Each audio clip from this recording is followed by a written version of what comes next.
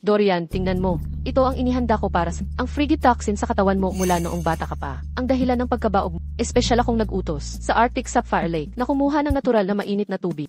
Lola, naloko ka ba? Ang tubig na ito, ano pa man, tubig lang yan. Pero ang luha ko ay tubig din. Lola, huwag kang umiyak. Pwede na ba akong maligo? Maligo ka na, hindi na kita gagambalain.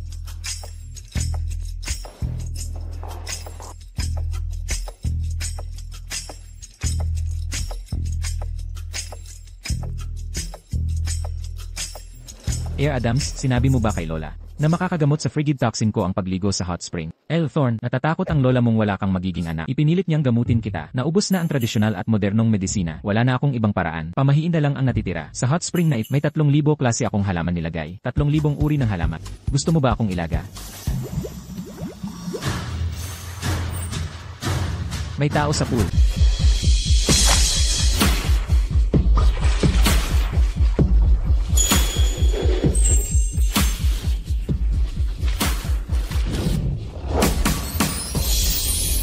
Ang gwapo ng lalaking iyon, siya kaya ang kapatid na lalaki ng mayamang Thorne na baog. Hindi ako makapaniwalang si Lola para lang magamot. Nagtago ng babae sa hot spring. Ang galing ng diskarte niya. Naku, taos puso akong humihingi ng paumanhin. Dinala ko ang mga halamang gamot. Nadulas lang ako at nahulog dito nang hindi sinasadya. Ang init, maaari kayang makagaling. Ang mainit na tubig na ito. Ano na kinukutya mo?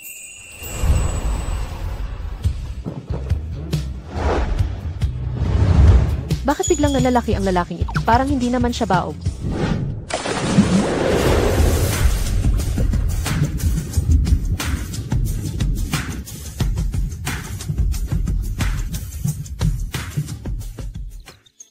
Napakaganda nito, hindi ako makapaniwalang gumana agad. Ang paliligo sa mainit na tubig. A.S. Adams, tunay nga kayang milagro. Talaga bang epektibo?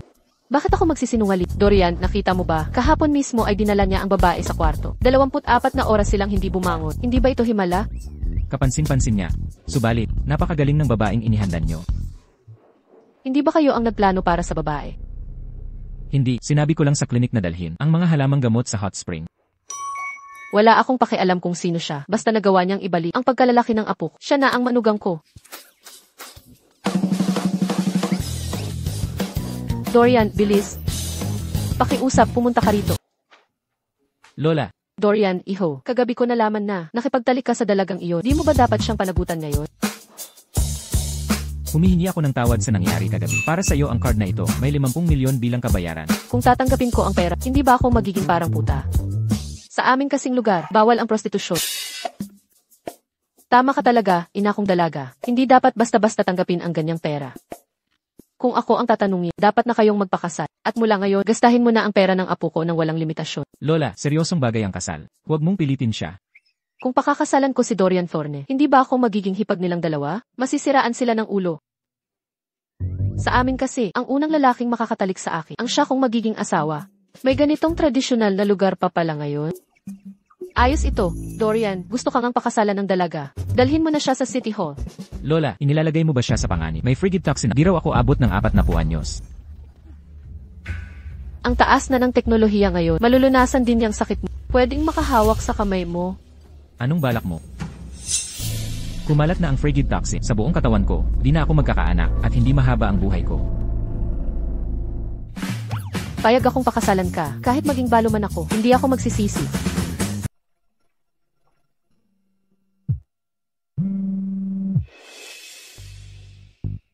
Celeste, sasabihin na sana ni Lolas, ikakasal na ang kapatid mong lalaki. Ikakasal na si kuya, bakit biglaan? Punta na ako dyan. O sige, sino ang bagong hipag ko? Taga saang kilalang pamilya? Hindi ko patiyak ang detalye. Pagbalik nila pagkatapos ng kasal, tatanungin ko. Sige, naiintindihan ko.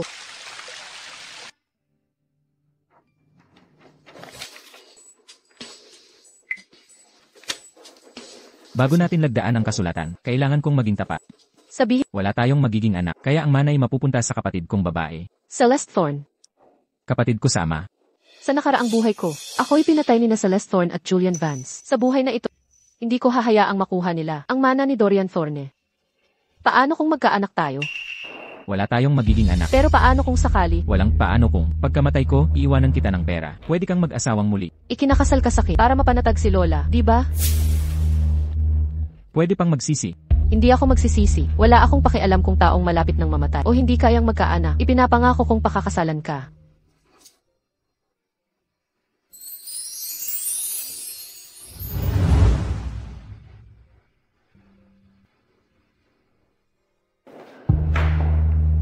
Naku, Lola. Dorian, nabalitaan kong ikinasal ka. Sino ang hipag ko?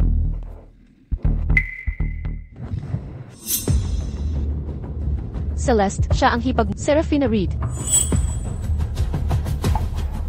Hindi. Hindi ito totoo, Dorian. Niloko ka niya. May kasintahan siya. Etset, alam mo, may boyfriend ako noon. Pero naghiwalay na kami. Nagsisinungaling ka. Hindi kayo naghiwalay. Tatawagan ko siya ngayon din. Papuntahin ko siya para kausapin ka. Julian Vance, pumunta ka sa tahanan ng fort.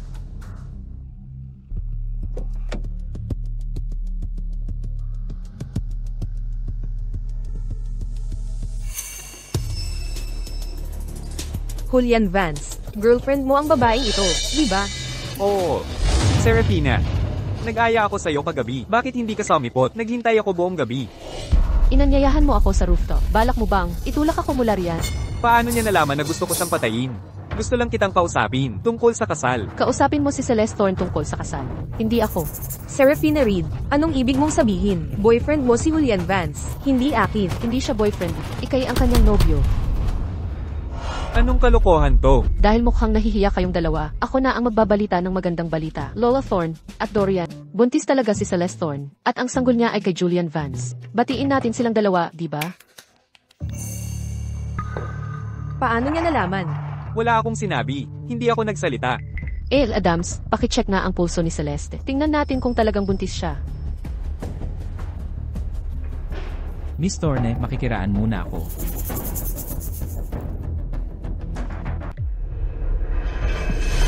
Pulso ng pagbubuntis ito. Talagang buntis si Miss Thorne. Paano mo nalaman na buntis si Celeste? Ex-boyfriend ko si Julian Vance. Malaman na nandaya siya. Di ba naman halata? Serafina Reed, bakit ang tindi mo? Hindi ako nandaya. Hindi ka nandaya? Kaninong anak ang dinadala ni Celeste? Nandaya ka na, ayaw mo pang aminin. Lalaki ka ba talaga? Serafina Reed, tumahimik ka. Ito marriage certificate ko sa kapatid. Ano ang tawag mo sa hipag mo? Di kita kailangang turuan yan, di ba? Celeste, sobra ka na sa pag-ugali. Ikaw pa naging kabit ng iba. Gayunpaman, kahit nakakahiya itong pangyayari, sa totoo lang, ikaw ang nagpakilala sa kapatid mo at kay Sarah. Kaya di kita sisishin. Baog ang kapatid ko. Kapag pinakasalan mo siya, magiging tagapag-alaga ka lang. Pag namatay kapatid ko, papatalsikin kita. Isang tarantadong tulad ni Julian Vance. Kung gusto mo siya, kunin mo. Kaya niya akong patayin para pwede ka rin niyang patayin para sa ibabalang araw. Celeste, dahil buntis ka na, dapat kayong magpakasal ni Julian. Nang hindi halata ang tiyan, kapag lumaki na ang tiyan at hindi pa kayo kasal, sismisan ka ng mga tao. Naiintindihan ko. Alis na tayo. Naging hipag ko talaga ang babaeng yun. Nakakagalit. Hoy, huwag kang magalit. Merong frigid toxin kapatid mo. Di siya matagal mabubuhay, di ba? Kahit gaano kayabang si Serafina, sa'yo pa rin ang kayamanan niya. Tama ka. Kapag nakuha ko na ang mana sa kapatid ko, sa araw na yun, mawawala na ang kontrabida. Sarah, ano ba talaga ang hinahanap? Lynette, naaalala ko na may mga libro. Tayo tungkol sa male infertility. Oo, meron nga. Bata ka pa naman. Bakit mo kailangan ng ganyang libro? Impotent ba boyfriend mo? Parang ganoon na nga. Iwanan mo na agad. Ayoko, gagamutin ko siya. Paano kung magamot siya? Gusto mo pang magkaanak sa kanya? Mahirap gamutin tong sakit na to. Pero kung ipipilit mong subukan, huling pag-asa na natin to. Aha! Ano yun? Lynette, ginagamit mo iyang mahalagang libro pang salo ng mesa. Nakita mo na bang lalaking may ganitong problema? Ang magpagamot? Kukunin ko na ito. Ha? Ano?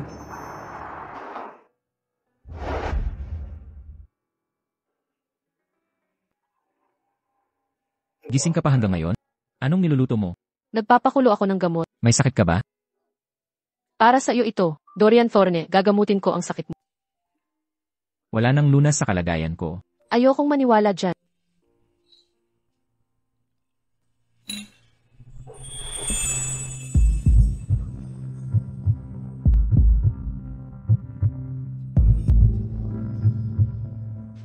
Susubukan mo ba? CJ, painumin mo ako. CJ,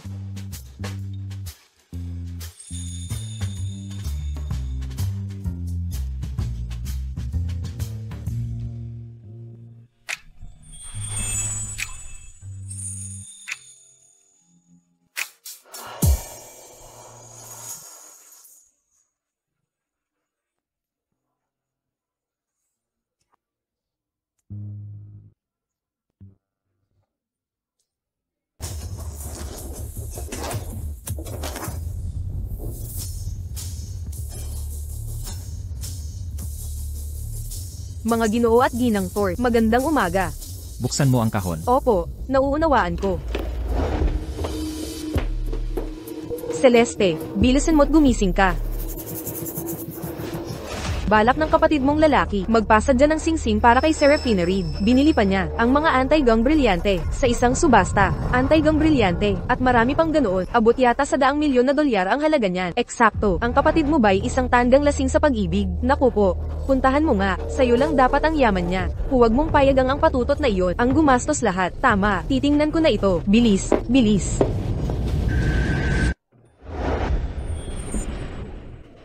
Naku, ang ganda naman. Ang laki talaga ng brilyanteng ito, at ang dami pang makukulay na uri. Nagustuhan mo ba? Gustong-gusto ko talaga. Dorian, ano ba ang mga nangyayari sa bahay? Celeste, ngayon ay nagpapasadya. Ang hipag mo ng kanyang singsing. Ah, ganun ba? Ang lalaki ng mga brilyante, hindi pa ako nakakita ng ganyan. 6 pa ang bilang. Magkano ang brilyanteng ito? Gaganda ng singsing sa kasal. Binibining Thorn, ang galing ng taste mo. Ang brilyanteng ito ay 50 milyon. Pinakamahal sa 6 na ito. Dorian, gusto ko ang brilyanteng ito. Pwede mo ba ito ibigay sa akin? Dorian, gusto ko itong brilyante. Pwede bang ibigay mo sa akin? Para lahat yan sa hipag mo. Pero, isang brilyante lang kailangan sa singsing. Pwedeng pumili si Seraphina ng iba. Hindi ba't may 5 pang natitira? Serafina, alin ang pinakagusto mo? Elsan, sa totoo lang, magaganda lahat yung 6. Kung gayon, sa'yo na lahat. CJ.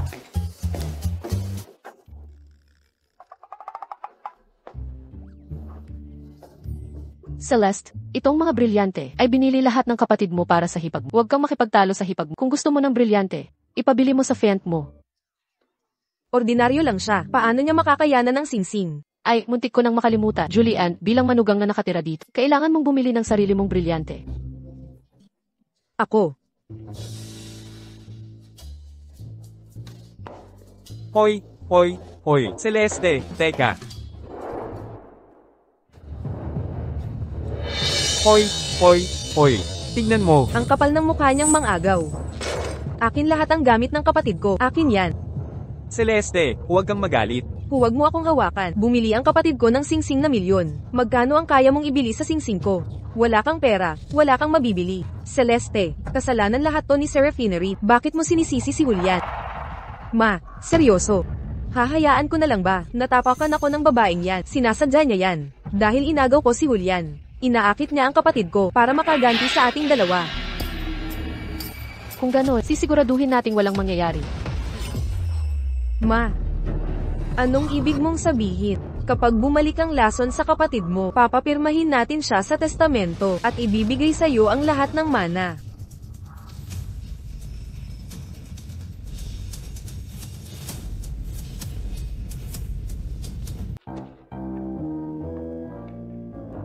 Seraphina, kamusta na kayo ng boyfriend mo?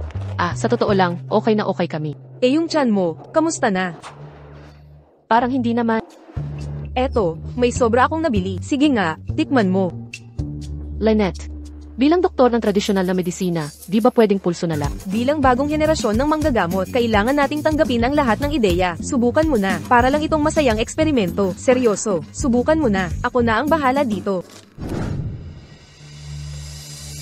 Dalhin mo ang mga masasarap na ito sa kapatid mo. Mag-ingat, may frigid herb ang mga ito. Pag kinain to ng kapatid mo, agad titindi ang kanyang frigid toxin. Pero, nung huli, muntik na siyang mamatay nung sumakit ta. Natatakot ako. Anong ikinatatakot mo? Kung mabubuhay siya, paano ka makakamana ng ari-arian niya? Ako. Celeste, malaki ang pangarap para sa iyo. Huwag kang magpakamahina.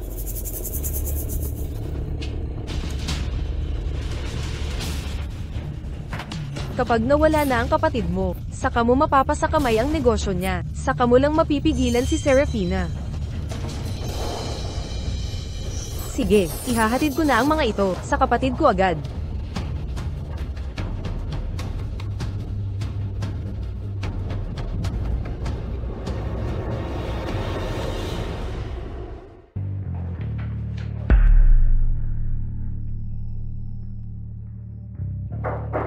Pasok ka.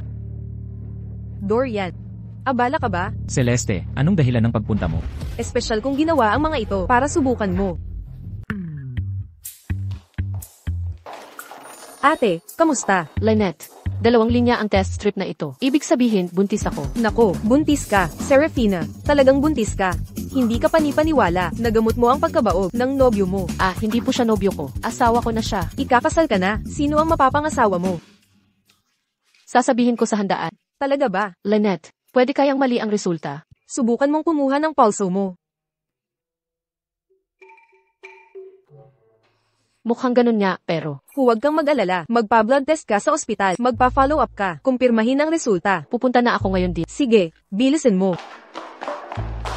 Hindi ako mahilig sa pastry. Huwag mo nang dalhin, nakakaabala. Hindi po matamis ang mga ito. Tikman mo. Kung nagdududa ka, subukan mo. Paumanhin, kapatid kong Dorian, kung mamatay ka lang. Masisiraan ang babaeng si Serafina sa ilalim ng takong ko. Huwag kang mag-alala. Pagpanaw mo, magiging marangya ang libing mo. Celeste, ang mga pastry na ginawa mo, bakit mapait ang lasa? Ah, eh.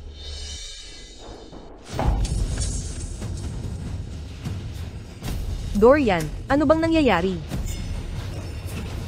Dorian, ayos ka lang ba? Huwag kang matakot. Tatawag ako ng ambulansya.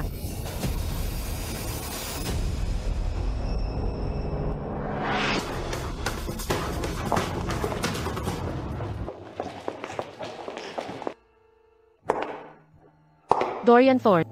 Diyos ko, buntis ako. Magiging ama ka na.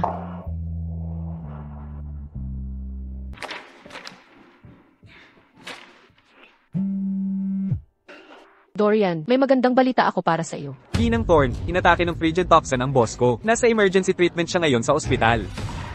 Ano, bumalik na naman ang frigid toxin niya? Paano ito nangyari? Kaninang umaga ay maayos pa siya. Huwag kang mag-alala, Ginang Thorn. May liligtas namin siya. Nasaan siya? Kailangan kong puntahan. Nasa Tri-Health Hospital. Nasa Tri-Health Hospital na ako. Pupunta ako sa kanya. Nakapagod siguro kay Dorian ang paghahanda sa kasal, kaya bumalik ang dati niyang sakit. Kasalanan lahat ito ni Serafina. Tama. Bago si Serafina, maayos si Dorian nung walang asawa pa. Aminado ako, kasalanan ko lahat ito. Ako ang nag-udyok kay Dorian na mag-asawa. Inay, huwag kang malungkot. Ang kailangan nating gawin ngayon, putulin agad ang relasyon kay Serafina.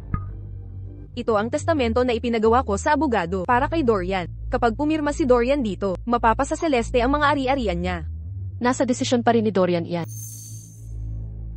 Inay, sinabi dati ni Dorian na mapapamana niya ang kanyang yaman kay Celeste. Naniniwala ako na di siya magbabago ng desisyon.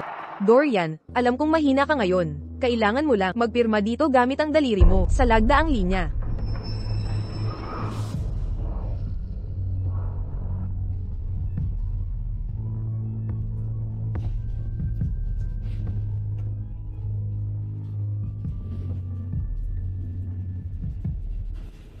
Dorian, huwag. Dorian, huwag. Umalis ka sa daan. Serafina, anong ginagawa mo rito? Ginawan mo ng masama ang kapatid ko. Umalis ka na. Ako ang manugang mo. Anong karapatan mong paalisin ako? Anong manugang? Mula nang makasama mo si Dorian, lalong hamina ang kalusugan niya. Kasalanan mo lahat ito. Eksakto, mapanghusga ka. Huwag mong pag-usapan si Sarah ng ganyan. Si Sarah ay ayaw ding masaksihan ang kalagayan ni Dorian. Inay, bakit ipinagtatanggol mo pa siya? Dayuhan lang siya. Kapag pumirma na si Dorian sa testamento, papapirmahin natin siya ng kasundo ang diborsyo para tuluyan na siyang mapatalsik. Lihim ng pamilyang Thorne. Hindi mo ito makikita. Nakita ko na. Testamento lang ba ito? Ganon talaga ang kalupitan ng madrasta. Sobrang sakit ni Dorian. Sa halip na gamutin, papapirmahin mo ng testamento. Hinahadlangan mong pumirma si Dorian. Nag-aantay ka bang mamatay siya para agawan mo ako ng mana? Hindi mamamatay ang kapatid mo. Tigilan mo ang pagpahamak sa kanya. Serafina, Dorian, pakiusap. may iniwan akong pera para sa'yo. Ayaw ko ng pera. Gusto ko lang na mabuhay ka. Dahil buntis ako sa anak mo. Nanay, sinabi ba niyang buntis siya sa anak ni Dorian? Nagkamali ba ako ng pandinig? Naglihiyab ata ako. Bakit pareho tayo nang narinig kung hindi totoo? Hindi kayo nagkakamali. Narinig ko mismo kay Sarah. Nabuntis siya sa anak ni Dorian. Maliwanag kong narinig. Sarah, totoo bang buntis ka? Hindi ka nagsisinungaling sa amin. Lola, sa malaking bagay na ito, hindi ako magluloko ng sinuman.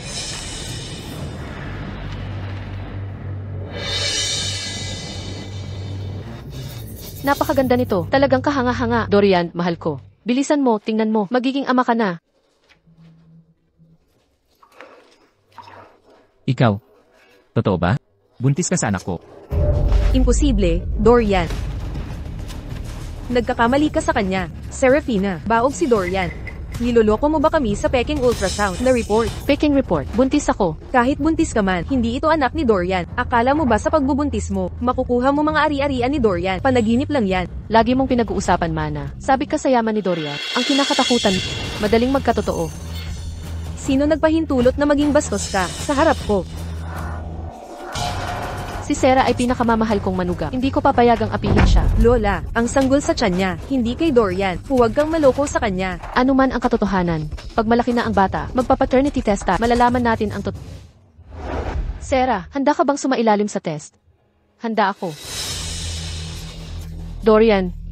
Pakiusap. Dorian. Dorian. Doktor, dali. Tulong.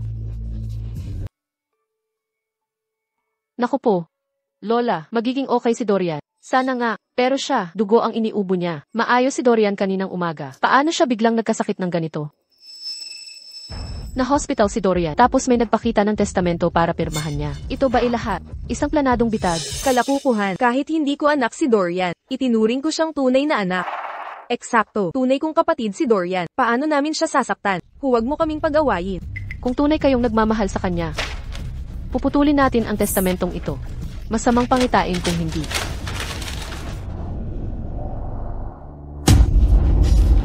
Ikaw, lampas ka na. Ina, ayos ka lang ba? Dalhin niyo siya sa bahay. Aalis na kami, ina. Sarah, anak, marami nang nagsasabi, ikaw ang nagkasakit kay Dorian. Pero hindi ako naniniwala. Sa piling mo, mas masigla si Dorian. Parang nabubuhay siyang muli. Ang pagbalik ng kanyang sakit. May iba sigurong dahilan. Lola, basta't naniniwala kayong dalawa sa akin. Wala akong pakialam sa iba. Hindi iyon mahalaga. Anak ko. Naapi ka.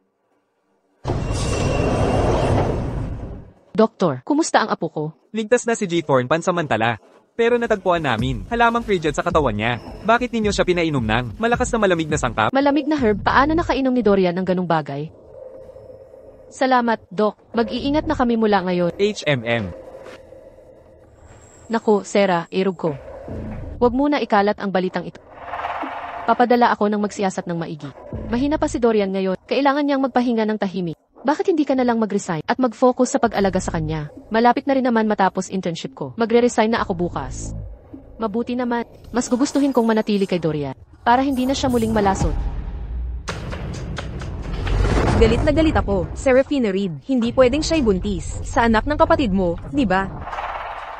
Nanay, huwag kang mag-alala. Kahit nabuntis siya sa anak ng kapatid ko, hindi pa naman siya nanganak, di ba? Tama ka. Hindi natin pwedeng payag ang manganak siya. Mas kinakatakutan ko na baka magising si Dorian. Kung sakaling gumising siya, malalaman kaya niyang tayo ang naglason.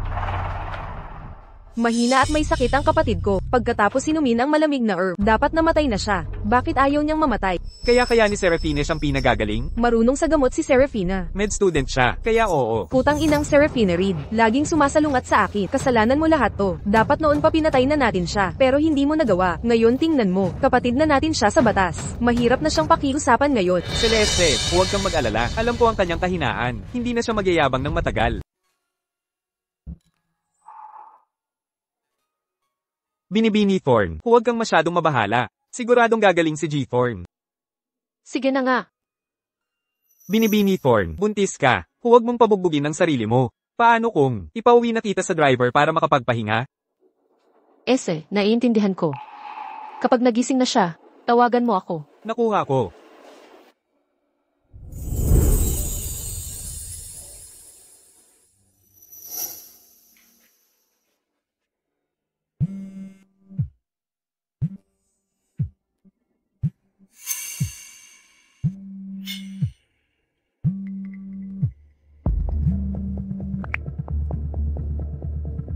Hello. Sarah, birthday ko ngayon. Pwede ka ba pumunta dito para sa tanghalian? Sige na nga. Mula nang pumanaw ang nanay ko, at nag-asawa ulit ang tatay ko, hindi na siya direktang nakipag-ugnayan sa akin. Bakit bigla niya akong inanyayahang kumain dito?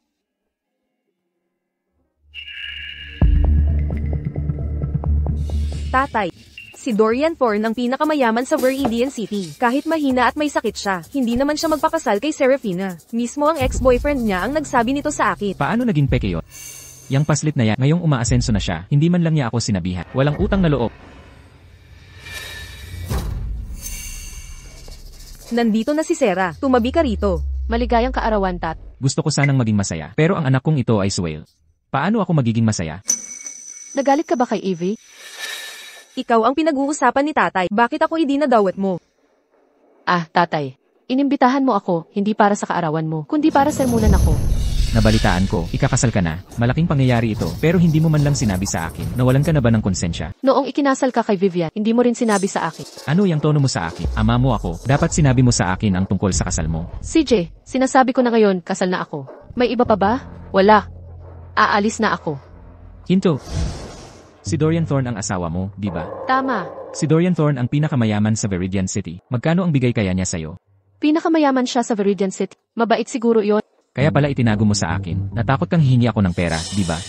Serafina, maaga kaming nawala ng ina mo. Aminado ako na pabaya ako. Pero bilang, ama mo pa rin ako. Magkano ang gusto mo?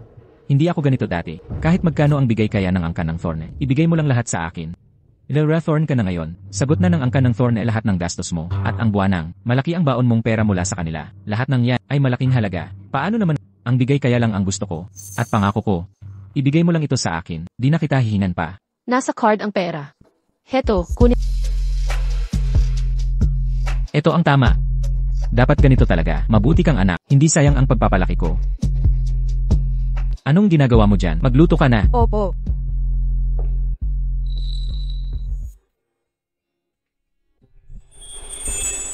Gising na po kayo, Mr. Thorne. Tawagin ang doktor. Nasaan si Sarah? Dumaan si Lola Thorne kaninang umaga. Nasa pamilya daw po si Mrs. Thorne. Di pa ako nakadalaw sa kanila. CJ, maghanda ng 100 milyon para sa mga Opo. Sarah, nabalitaan kong buntis ka. Espesyal akong nagluto ng tinulang manok para sa'yo. Vivian, paano mo nalaman na buntis ako? At saka, sinong nagsabi sa'yo na nakapag-asawa? Hindi mahalaga kung sino ang nagsabi. Si Julian Vance ba? Sa lahat ng kakilala natin, siya lang ang posibleng source. Siya mismo ang nagsabi sa akin. Sabi niya nakisama ka kay Dorian, tapos iniwan mo rin. Huwag mong sabihin ng ganyan. Naghahanap lang naman tayo ng mas maganda. Ganun talaga ang buhay. Kung makakahanap si Sarah ng maayos, dapat tayong matuwa para sa kanya. Sarah, itong tinulang manok, inumin mo habang mainit. Lagi akong kinamumuhian ng stepmother ko. Bakit ngayon siya pa mismo ang nagluto para sa akin? May kakaiba talaga rito. Vivian, pinaghirapan mo tong handang ito. Ang bango ng tinolang manok. Vivian, kumuha ka rin ng bowl. Ayaw ko sa tinulang manok, at saka itong tinola, para lang sa'yo ito.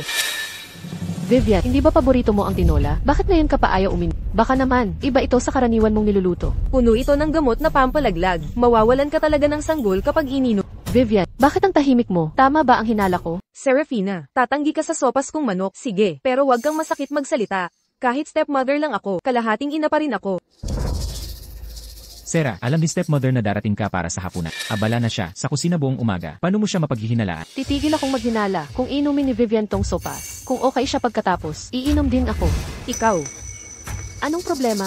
Natatakot ka ba?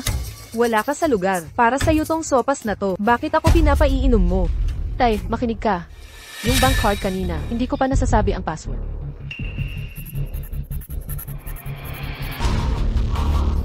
Sarah, ano ng password nitong bank card? Sabihin mo agad kay Papa.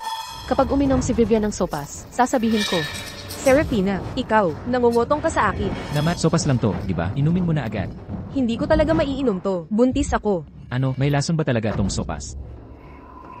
anong pinagsasabi mo? Vivian, kung hindi mo inumin to, ibalik mo ang kasalang regalo. Hoy, Sarah, magkano ba talaga laman nitong card? Hindi ko pa nasisili, pero ang Thornes ang may pinakamayaman sa Viridian City kahit walang 100 milyon, 10-10 milyon.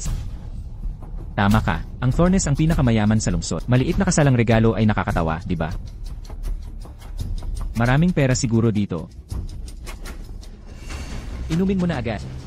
Kapag hindi mo ininom, hindi niya sasabihin ang password. Hindi natin makukuha ang pera. Kung mawala tong sanggol, pwede naman tayong gumawa ulit. Naku, uminom ka na. Pakiusap, inumin mo na. Ang takot na hitsura ni Vivian ay nagpapakita na. Ang sopas ng manok ay tiyak na nagkaroon ng isang bagay na mali dito.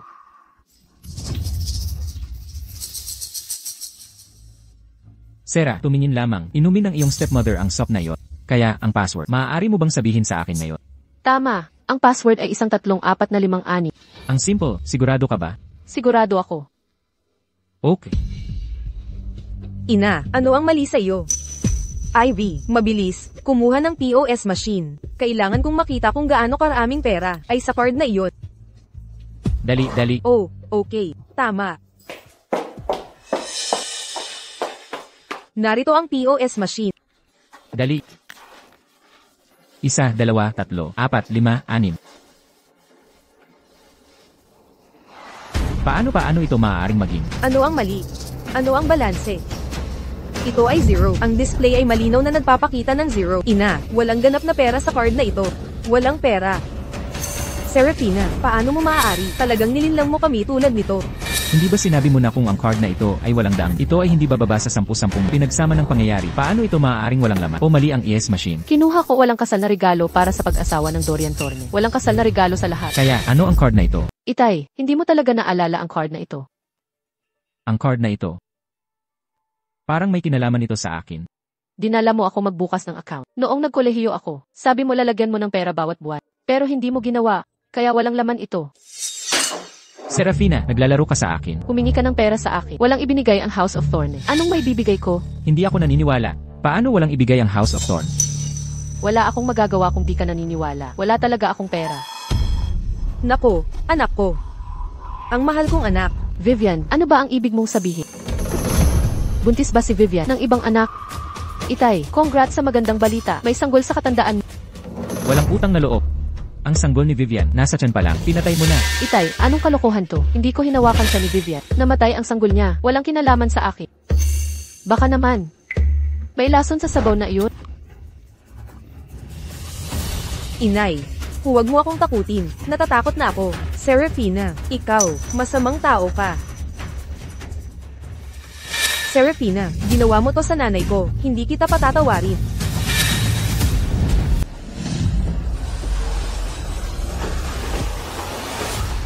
Ginoong Reed, tingnan mo ang ginawa niya sa amin ng anak ko. Paano siya nang ahas na aminin kami ng ganito? At nakatayo ka lang dyan. Ngayong araw. Kung hindi mo kami mapagtatanggol, kami ng anak ko, mas mabuti pang mamatay na kami. Serafina, lalong tumitibay ang loob mo. Wala kang kapalaran ni Ilrathorn, pero may kayabangan ka niya. Ngayon, parurusahan kita ng husto.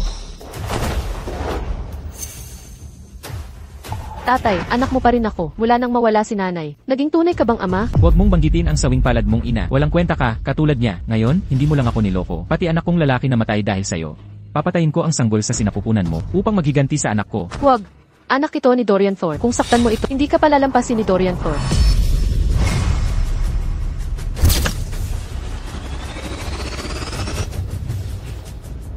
Ginoong Thorne, nandito ang tahanan ni Miss Reed. Huwag mo akong subukang lokohin. Sinasabi ko sa'yo, si Dorian Thorne ay walang iniambag na regalo. Bakit niya pa aasikasuhin ang sanggol sa tiyan mo? Tumigil ka.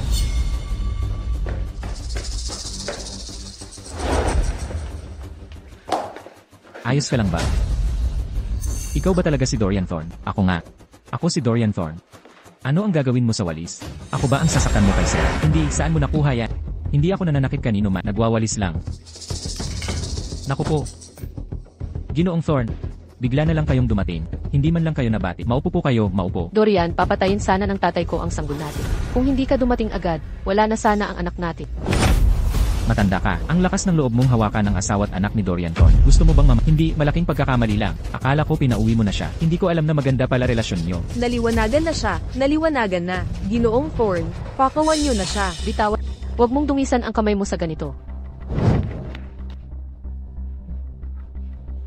Sarah, malaking pagkakamali lang ito. Hindi ko alam na okay pala kayo. Kung alam ko lang, hindi kita gaganyanin. Tigilan mo na ang pagpapanggap. Simula ngayon, wala na akong kinalaman sa inyo.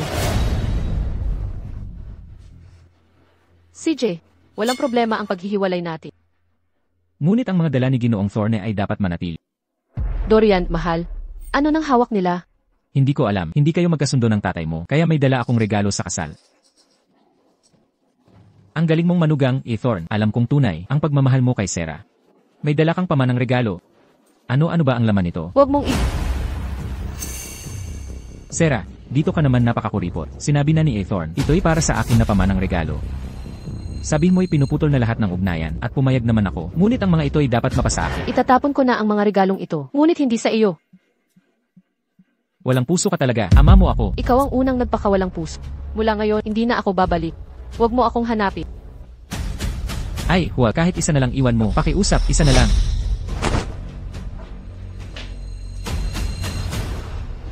Napakalupit mo sa akin. Ganito mo tratuhin ang sariling ama. Babawian ka rin. Kahit abutin man ako ng karma, dapat mauna ito. Dalhin mo agad ang asawa mo sa ospital. Masama ang abortion pill sa kalusugan niya. Ang lakas ng loob mo. Mahal kong asawa. Hindi ako umiiyak. Hindi ako luluha para sa mga nanakit sa akin. Bakit nakalabas ka na sa ospital? Gumaganda na ba pakiramdam mo? Ako ay nasa mabuting kalagayan. Umuwi na tayo. Sandali lang. May iba pa akong gagawin. Alam mo ba kung sino ang nagsabi sa pamilya ko? Nabuntis ako. Sino ang may gawa? Si Julian Vance. Sinuhulan niya ang aking stepmom upang lagyan ng lason ang aking tinolang manok. Gusto niyang ipaalis ang ating sanggol. Pero nalaman ko. Gago siya. Ipapaaresto ko siya ngayon din. Hindi unti-unti kong pahihirapan. Gawing impyerno ang buhay niya. Sarah, sumasama ka ba sa akin dahil lang sa galit dahil tinalikuran ka ni Julian Vance at nakisama sa kapatid kong babae kaya ka papayag pakasal sa akin? Ikaw, galit ka ba? Sarah, tandaan mo ito. Sa sandaling tinalikuran ka ni Julian Vance, akala niya mas magiging maayos ang buhay niya nang wala ka, kaya simula noon, hindi na siya karapat-dapat sa iyong kapatawaran. At para maghiganti sa kanya, ang pinakamabisang paraan ay hindi puot, kundi ang mabuhay ng mas masaya. Dorian, hindi ko hahayaang makaapekto ang aking galit kay Julian sa aking buhay. At masaya ako kapag kasama kita. Basta wala kang pagsisisi. Saan tayo pupunta ngayon? Maniningil ng utang. Yeah. Anyway, talaga nga. Ay naku, hindi ba't ito ang kasintahan ni Julian Vance? Ano ang ginagawa mo rito? May utang si Julian Vance na 200,000 dolyar. Ako ang nagbayad ng utang niya. Hiwalay na kami ngayon, ibalik mo ang pera ko. Sa kanya ka maningil. Nababaliw ka na ba? Ang perang napunta sa akin, hindi na ito alis. Wala kang makukuhang kahit sentimo sa akin. Ano ang gusto mo? Narito ka na. Julian, ang kasuotang pangkasal na in-order ng kapatid ko para kay Serafina ay puno ng walang katapusang hiyas. Nagkakahalaga ng milyon. Hindi ako pwedeng magsuot ng mumurahin. Baka pagtawanan ako ng mga kamag-anak.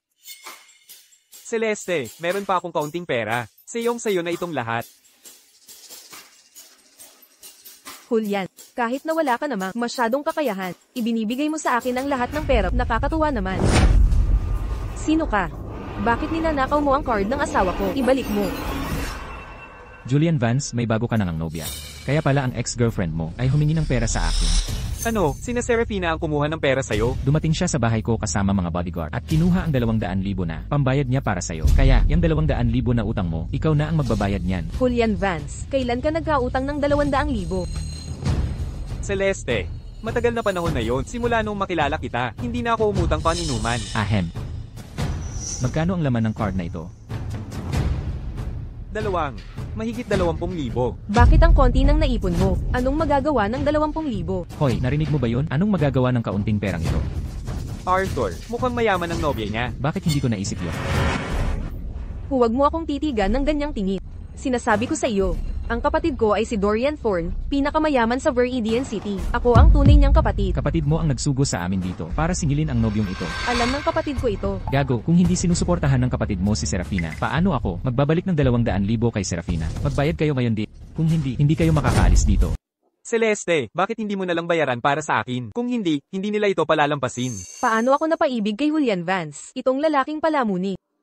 Kung alam ko lang na walang kwenta siya, hindi ako makikipag-agawan kay Serafina para sa kanya. Ako ang tagapagmana ng mga Thor, hindi nila ako kayang galawit.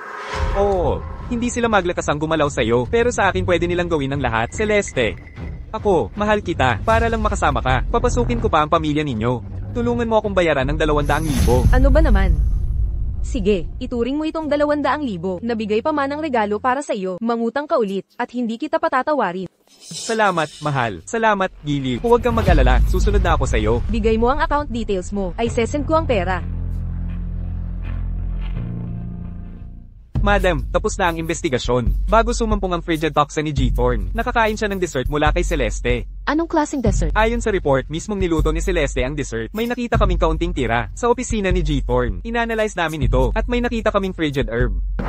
Ibig mong sabihin, sinadyang inilagay ni Celeste ang frigid herb sa dessert at pinakain pa ito kay Dorian. Kaya sumumpong ang frigid toxin niya at muntik na siyang mamatay. Tama. Itong si Celeste. Paano siya naging ganito kasama at malupit? Si Dorian ay sarili niyang kapatid. Paano niya nagawang gumawa nito? Mayordomo, Opo, madam. puntahan mo agad ang bank card na ibinigay ko kay Celeste. Nabigo ang proseso ng pagbabayad. Ano ba ang nangyayari? Celeste Thorn, niloloko mo ba ako? Anong pagmamadali? Maling pin siguro ang nailagay ko. Subukan ko ulit. Nabigo ang pagbabayad. Tamang-tama ang pin ko. Bakit hindi pa rin ito gumagana? Celeste, posible kaya na? Ubus na ang laman ng card mong nakakabit? Subukan mo kaya ang isa pang card? Imposible. Ito ang card na binigay ni Lola Thorne sa akin. ₱1,000,000 ang nilalagay niya dito kada taon. Paano ito nauubos? Celeste, huwag kang magpanik. Bakit hindi mo tingnan ang balance ngayon? Ano? Na-freeze ang account mo? Bakit ka sumisigaw? Hindi naman ako bulag. Nakikita ko. Celeste Thorn, sinasadya mo bang lokohin ako? Kung hindi mo ibibigay ang $200,000 ngayong araw, hindi makakaalis ang sinuman sa inyo. Tumigil ka. Tatawagan ko si Lola Thorne. Sobra ang pagmamahal sa akin ni Lola Thorne. Hindi niya i-freeze ang card ko. Lola, ang bank card na inayos mo para sa akin, na-freeze ng bangko. Pwedeng tawagan mo ang bangko at alamin ito para ma-unfreeze nila. Celeste, ang bank card mo. Ako ang nagpa-freeze nito sa... Bakit? Lola, bakit mo ipinakansela ang mga card ko? Celeste, matapos ang lahat ng ito, hindi ka pa rin magsisi.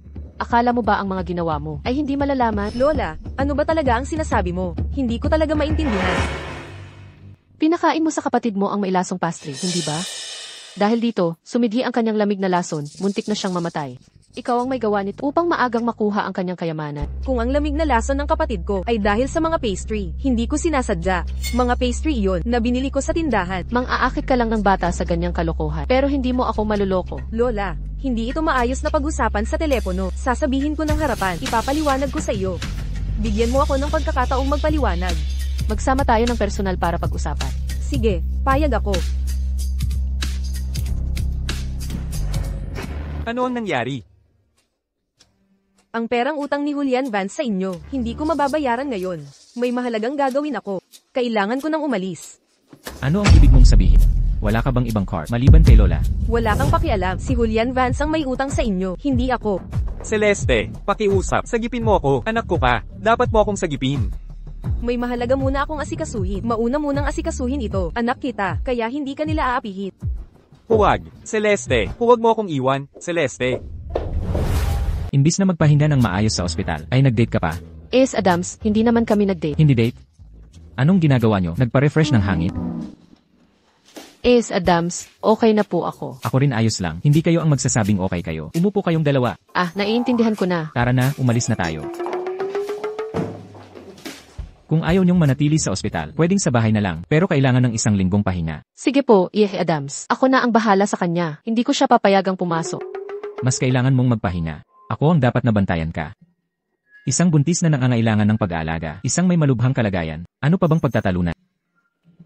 At isa pang napakahalagang bagay, huwag muna kayong magkarelasyon. Pwede bang maghalikan? Saan mo gustong maghalik? Buntis ang asawa mo ngayon, may mga parte na hindi pwede halikan. Sa labi. Sa labi. Pwede na yan. Pero huwag nang masyadong madalas. Pagkalipas ng 3 buwan, kapag stable na ang sanggol, pwedeng-pwede na kayo. Sige, naintindihan ko. Inay, bumalik si Celeste. Lola, patawad po, yung mga pastry. Binigay ko po kay kuya. Pero hindi ko talaga alam na magkakaroon siya ng lason sa katawan. Alam mo ba kung bakit ako puntahan sa inyong tahanan para pag-usapan ang bagay na ito? Nais ko lang malaman kung may pagsisisi man sa puso pero gumagawa ka pa rin ng dahilan. Sasabihin ko ito sa kapatid mo at hayaan siyang magpasya ng parusa. Huwag po, ina, apo mo si Celeste. Kailangan bang pag-awayin mo sila ni Dorian at ng iyong apo? Hindi mo pa rin alam ang tama sa mali. Nagkaganito si Celeste dahil sa palpak mong pagpapalaki sa kanya. Si Dorian ay kapatid niyang pangan, ngunit naglakas loob siyang lasunin ang sariling kapatid. May tuturing mo pa bang tao iyan? Safe. Akala ko noon si Dorian ay mahina't laging may sakit. Kaya pagpanaw niya, mapupunta kay Celeste ang kayamanan. Ngunit sa nangyayari ngayon, mas gugustuhin ko pang ibigay ito sa As. Inang, hindi mo naman talaga balak na mana si Celeste kay Dorian, di ba? Kung hindi, bakit mo pinakasalan si Dorian at pinagbuntis mo si Serafina? Anong ibig mong sabihin? Tadhana na maglihi si Sarah kay Dorian at kayong dalawa, ninais niyong patayin si Dorian dahil lang dito. Kay lupit at mapandayang puso niya. Kung buhay pa sana ang anak mo, Papatalsikin kanya ng walang awa. Matandang bruha ka. Hindi mo tinutulungan ng mag-ina, kundi si Serafina pa. Kung buhay pa ang anak mo, isusumpa ka niya. Nababaliw ka na. Naglakas loob kang itulak ako. Tatawagan ko na si Dorian. Papupuntahin ko siya para palayasin kayong mag-ina sa tahanang Thorn. Tulong. May tao. Kunin ang gamot. Gamot ba yan? Anong klaseng gamot ito? Kayong, huwag.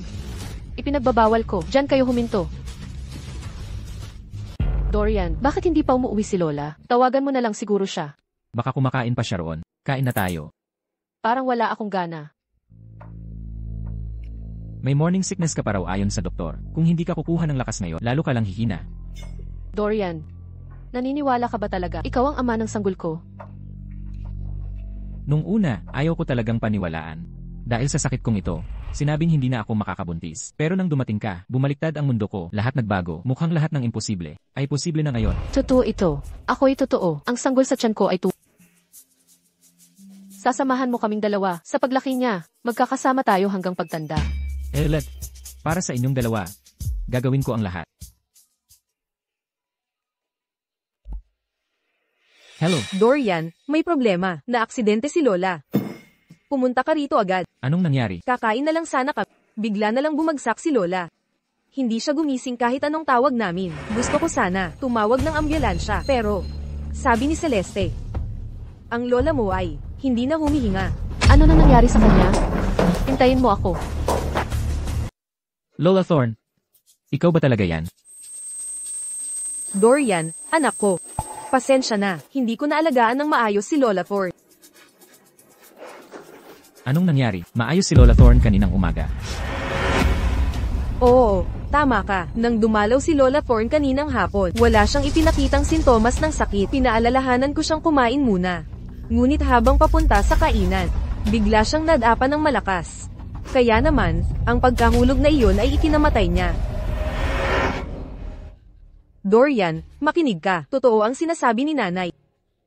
Pagkatapos mahulog ni Lola, tinawag namin agad si Dr. Adams. Pero sa kasamaang palad, huli na ang lahat. Adams, patay na ba talaga ang mahal kong si Lola Thorn? Sumakabilang buhay na po si Kyria Thorn. Marami siyang matagal ng karamdaman, at matanda na rin. Delikado ang pagkahulog sa edad niya. Hinto na ang kanyang paghinga. Hindi na nga humihinga si Lola Thorn. Hindi ka pa ba naniniwala sa sinabi ni Dr. Adams? Celeste, ganyan ka ba makipag-usap kay Serafina? Pagbigyan mo na siyang tignan. Dorian, anibersaryo ng kamatayan ng tatay mo ngayon. Tiyak na sobrang nang ulila si Lola Thorn sa tatay, kaya siya natisod. Kasalanan ko lahat ito. Dapat sana'y sinamahan ko siyang maglakad. Hindi sana siya nadapa kung ganun. Anibersaryo pala ng pagkamatay ng tatay ko. Nakalimutan ko talaga. Kakagaling mo lang sa sakit. Kaya normal lang na makalimot. Hindi ka naman sisisihin ng tatay. Hindi patay si Lola. Ang mga balintataw ni Lola Thorne ay hindi lumalaki. Nasa pansamantalang pagkabigla lang siya. Hindi siya patay. Lola! Lola! Serafina, ingatan mo ang sasabihin. Si Dr. Adams ang doktor ng pamilya Thorn. Isang napakagaling na doktor. Sabi niya patay na ang biyenan ko. Hindi ito maaaring maging mali. Hindi patay si Lola Thorne, sabi ko. Hindi mo siya inililigtas. Sinisisi mo pa ako. Ano, gusto mo ba talagang mamatay siya? Siyempre hindi. Higit kanino man, nais kong gumaling siya. Adams, tumawag ka ng ambulansya. CJ. Lola, kapit lang, Lola.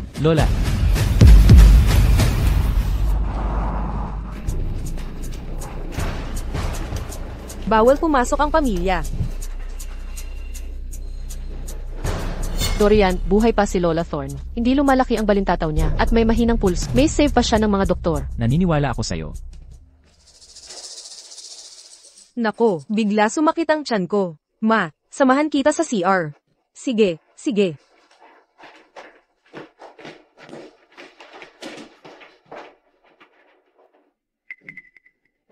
Ma, hindi mo ba sinabing mamamatay si Lola Thorne? Sa lason, bakit ka na naman nabigo? Sinisisi mo na naman ako. Hindi kita sinisisi, ina. Pero kung maliligtas si Lola Thorne, wala na tayong pag-asa. Kung malaman ni Dorian, papatalsikin tayong dalawa.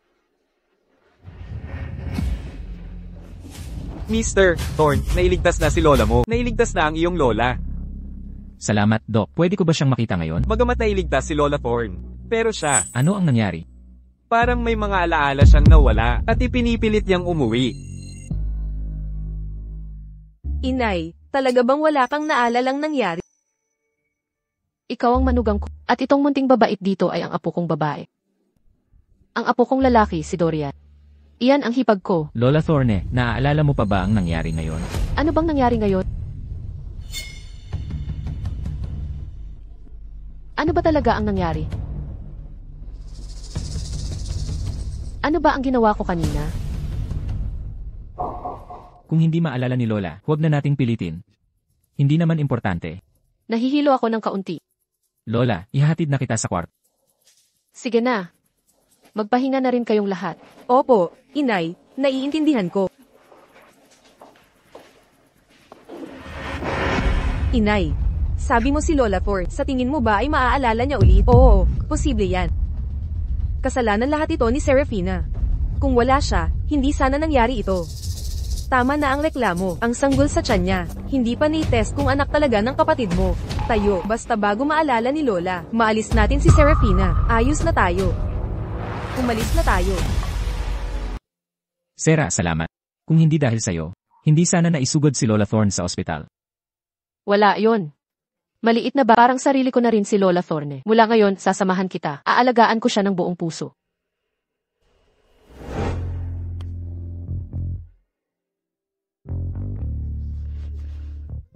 Ang asawa ko. Hindi, ayoko. Pasensya na. Hindi mo kailangang humingi ng tawad sa akin. Hindi pa stable ang baby, maghintay ka. Pakakasalan mo talaga siya. Nirehistro na namin ang kasal namin kahit wala kaming kasal. Kasal na kami sa mata ng batas. Hindi ka naman nagpadala kay Julian Vance para magpakasal sa kung sino-sino, di ba? Hindi ako sigurado. Ang kasal ay hukay ng apoy. Ang kasal ay bitag para sa mga babae. Pagkatapos mong magpakasal, hindi lang asawa at anak, kailangan mo ring alagaan ang mga biyenan mo. Patay na ang mga biyenan ko. Kaya ng asawa ko ang sarili niya. Hindi ko siya kailangang pagsilbihan. Kahit hindi mo pagsilbihan ang asawa mo, kapag ipinanganak ang bata, pagsisilbihan mo pa rin sila. Pero may nani ang pamilya ng asawa ko. Ah, mayaman pala siya. Lynette, huwag mo akong alalahanin. Paano ako hindi mag-aalala? Hindi mahalaga kung gaano kayaman ng lalaki. Ang mahalaga ay kung gaano siya gumastos para sa'yo. Buntis ka ngayon at nagbitiw ka sa trabaho mo. Ang mga babaeng walang kita ay nagdurusa ng husto, alam mo yan. Ang asawa ko ang nagbigay sa akin ng perang ito. Ito ang kanyang card, di ba? Kapag nagalit siya, pwede niya itong kanselahin kahit kailan. Yang pang-akit na diskarting yan. Paano mo sineseryoso? Ito ang card ko. Hindi niya ito mako-cancel. Card mo to. Magkano ang nilaipat niya? $100 million. Magkano daw? $100 milyong. Lynette, mabait talaga siya sa akin. Huwag kang mag-alala para sa akin. Serafina, binabawi ko ang sinabi ko. Hindi ka sumalpok sa bitag. Nahulog ka sa malaking pera. Sa totoo lang, mahal ko asawa ko sa kung sino siya. Dapat gusto mo siya. Binigyan ka niya ng $100 milyon. Araw-araw, gising ka't purihin mo siya. Bigyan mo siya ng atensyon. Gawin mong hindi siya makakawala sa'yo. Sobrang Talaga, makinig ka sa akin. Tara, mag-shopping tayo. Turuan kita ng ilang teknik para makuha mo ang loob niya. wala pa yung pagkain. Huwag nang kumain. Anong pagkain? Tara na. No. O nga pala, anong pangalan ng asawa mo? Ang magbigay sa'yo ng $100 milyon para gastusin. Malamang nasa mayamang listahan yan, di ba? Numero 1 sa listahan. Susmar Yosef.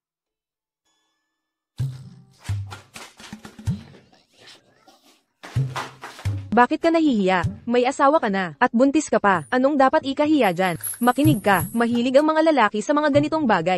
Lynette, totoo ba ang sinabi mo? Bakit ako magsisinungaling sa'yo? Buntis ka ngayon, ang pagtatalik sa asawa mo ay mahirap ngayon, di ba? Huwag kang mag-alala, bibigyan kita ng dekalidad na sex toy para sa kanya. Tara na. G. Thorne, gumaganda ba ang pakiramdam mo? Okay lang ako. Hindi papayag ang asawa kong magtrabaho ako kung hindi. Oo, mabuti. G. Thorne, tungkol sa paglala ng frigid toxin mo, nagpadala ako ng taga-imbestiga. Nagpadala rin si Lola Thorne ng sariling grupo. Kaya natigil ang investigasyon natin. Nagpadala rin ng tao si Lola Thorne. Tama, may ipinadala siya sa opisina mo. Kinuha nila ang mga tirang pastry. Hindi niya nabanggit yon. Siguro ayaw niyang guluhin ang pahinga mo. Nagtataka ako kung may nahanap si Lola Thorne. Pwede mong puntahan at tanungin siya. Kamakailan lang ay nadulas siya. At madalas na makalimot ngayon. Malamang hindi niya na ito naalala. Kung hindi, sinabi na sana niya ang anumang nalaman niya. Sayang naman. Oh, pala G. Thorne. Pakiramdam ko yung paglala ng frigid toxin mo ay hindi aksidente. Maayos na maayos ka dati. Bakit bigla na lang ngayon sumama? Sa tingin mo may problema sa mga pastry. G. Thorne, hindi ko basta-basta sasabihin yan. Pangalawa, kapatid mo si Celeste. Hindi ako naniniwalang lalason ka niya. Maliban sa pagkain, baka may nalanghap ka, nakalalasong gas. Kailangang pagalingin agad si Lola. Kung nalason ako ngayon, edi hindi rin aksidente ang kay Lola. Lynette, salamat sa pagsama sa pamimili ko ngayon. Walang anuman, ikaw na lang ang koneksyon ko sa mataas na lipunan ngayon. Oo nga pala, nakarating ka na ba sa opisina ng asawa mo? Hindi pa. Wala kayong kasal, di pa nakapunta sa isa't isang trabaho. Baka hindi alam ng mga empleyado na mayroon siyang Mrs. Thorne. Okay lang kung hindi nila alam. Paano naging okay yun? Malaki ang kumpanya niya, marami sigurong mga maliliit na darling. Nambobola sa asawa mo buong araw. Mag-ingat ka, baka maaga siya ng iba. Kapag nagkagusto siya sa iba, ihiwalayan ko siya. Huwag mong sabihin, baka modlat. Ang yaman ng asawa mo, kailangan mong pigilan siyang mabuti. Huwag mo talaga siyang payagang magnakaw ng ibang babae. Hoy, eto kaya, ngayon din, umorder ka ng milk tea. Padala mo sa kumpanya niya, paggastusan mo mga empleyado. Maiintindihan nilang ikaw ang asawa.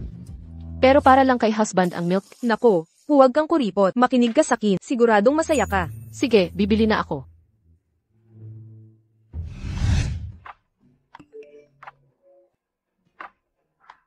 Honey, bumili ako ng milk tea para sa kumpanya. Mr. Thorne. Mr. Thorne, bakit ka ngumingiti? Nagpadala ng milk tea si Sarah para sa lahat. Sige, papaalam ko na sa lahat. Tumigil muna kayo sa ginagawa nyo. May importante akong sasabihin. Si Mrs. Thorne, nagpa-milk tea sa ating lahat. Saglit lang, gumawa tayo ng video pasasalamat kay Mrs. Thorne. Sige, sige. Kailan pa natangay sa merkado ang ating boss? Alam nyo bang mayaman ang pamilya ni Mrs. Thorne? Hindi ko alam, ni minsan hindi ko narinig yan. Siguro maganda si Mrs. Thorne, kaya niya nagustuhan ng boss natin. Walang kailanman chismis sa boss natin, mas malinis pa sa blankong papel ang personal niyang buhay. Alam kong mausisa kayong lahat, pero sa lalong madaling panahon, makakasal na si Mr. Thorne. Sa kanyo malalaman kung sino talaga si Mrs. Thorne. Dumating na ang milk tea. Maraming salamat. Narito na ang mga milk tea. Isa para sa bawat isa. Kunin nyo na ang inyo. Ang bait talaga ni Mrs. Thorne. Nagpa-milk tea pa sa ating lahat. Totoo, dapat mabait at mabuting babae si Mrs. Thorne. Ano ba talaga ito? Hindi naman ito parang milk tea. Tingnan mo ang loob. Candies ba o yelo ang kasama nito? Hindi ito mukhang candy o yelo. Baka personal na gamit ni Mrs. Thorne ito. Kung gamit nga ni Mrs. Thorne ito, dapat nating isauli agad sa kanya. Isang intimate personal na massager, ba? Ito ay sinasadyang inilagay sa pamamagitan ng tindahan. Hindi ito personal na item ni Mrs. Thorne. Nightly Joy Intimate Products. Oko, ang bagay na ito ay isang sex laruan. Sino na sinasadyang inilagay ito sa gatas ng tibag? Gaano napakaalala sa kanila? Ito ay Serafina Reeds. Siya ang bumili nito. Imposible. Alamin mo ako. Hindi ako nagkakamali. Ito ay Serafina Reed. Anong uri ng bagay ang ibili niya? Assistant. Maghintay. Posible ba na ang Serafina Reed ay talagang aming Mrs. Thorne? Hindi ko naisip ni Mrs. Thorne ay kaya kang key. Maghintay. Ginang Thorne. Bakit siya bumili ng mga laruan para kay G. Thorne? Ginang Thorne ba? Ito lamang ay kailangan kung ikaw ay nagbuntis, at hindi maaaring maging intimate. Dapat, sapat. Sapat na to, bumalik sa trabaho. Bakit ka naguguluhan? Mr. Thorne, huwag lang ako tingnan. Tingnan mo ang nasa kamay mo. Regalo yan mula sa asawa mo. Binilhan niya ako ng regalo. Kaya isipin. Gabi na, Lynette, kailangan ko nang umuwi. Hahatid na kita. Ay, hindi na kailangan. Naghihintay ang driver ko sa labas. Talagang masaya ka na ngayon. Makinig ka sa akin. Huwag mong pakawalan si Dorian Thorne. Huwag mong hayaang may ibang babae ang umagaw sa kanya. CJ.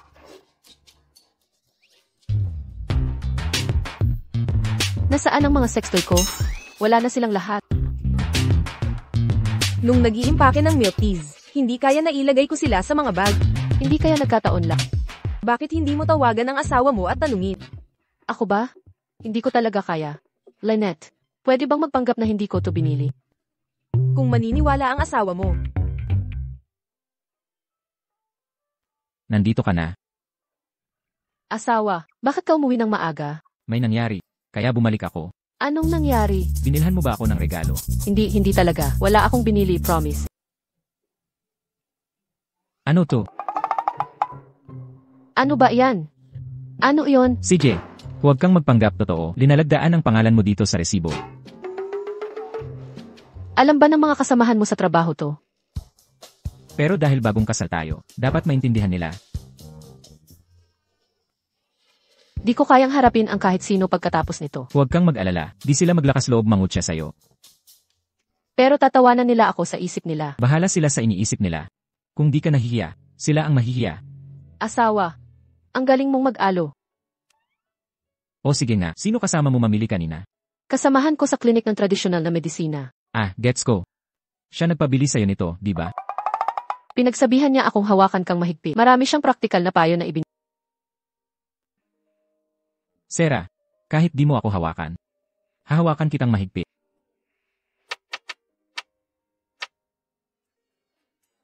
Lola Thorne.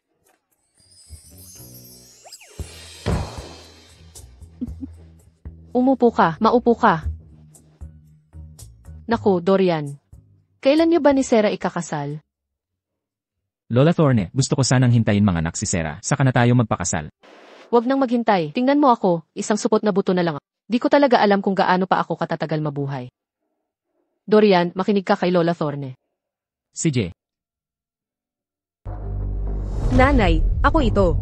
Narinig kong naghahanda ang kuya ko ng kasal para kay Serafina. Bakit siya nagmamadali? Hayaan mo na sila. Palampasin mo na lang. Anong pagmamadali mo?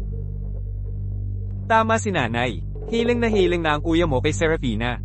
Kung gusto nating mapot siya kay Serafina, iisa lang ang paraan. Anong paraan? Kung ang anak ni Serafina ay hindi sa kuya mo, matutornilyo siya ng kusa. Pero, hindi mo naman nahawakan si Serafina, di ba? Ang sanggol sa tiyan niya, siguradong sa kuya ko. Pwede ba tayong humanap ng paraan para baguhin ang resulta? Oo, naiintindihan ko na. Julian, pakiusap. Sa'yo ko ipagkakatiwala ang mahalagang to. Huwag kang mag-alala, handa na ako. Julian, anak. Ang $200,000 mong utang, tutulungan kitang bayaran. Pagkatapos nito, mag-focus ka kay Celeste. Basta matulungan mo kami, makuha ang mana ni Dorian. Malaki ang parte mo rito. Nanay, huwag kang mag-alala. Kahit hindi para sa akin, para sa dinadalang tao ni Celeste, bibigay ko ang buong lakas ko. G. Thorne, handa na ang hiling ninyo. Sige, iiwan ko na dito. Ah, na pala, magla-leave na ako para sa kasal ko. Kung may problema, mag-email na lang. Sasagutin ko pag may oras. Sige po, G. Thorne. Hindi nyo ba bubuksan para tingnan?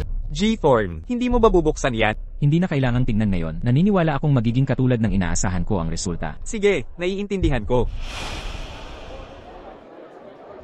Hindi ba't sabi nila mahina't may sakit si Dorian? Hindi dapat magpakailanman. Bakit bigla na lang siya nagpakasal? Hindi siya mahina o may sakit. May frigid toxin lang siya sa katawan. Mabubuhay siya basta hindi ito umatake. Narinig kong doktor ang asawa niya. Kaya niyang tulungang gumaling siya. Ah, ganun ba?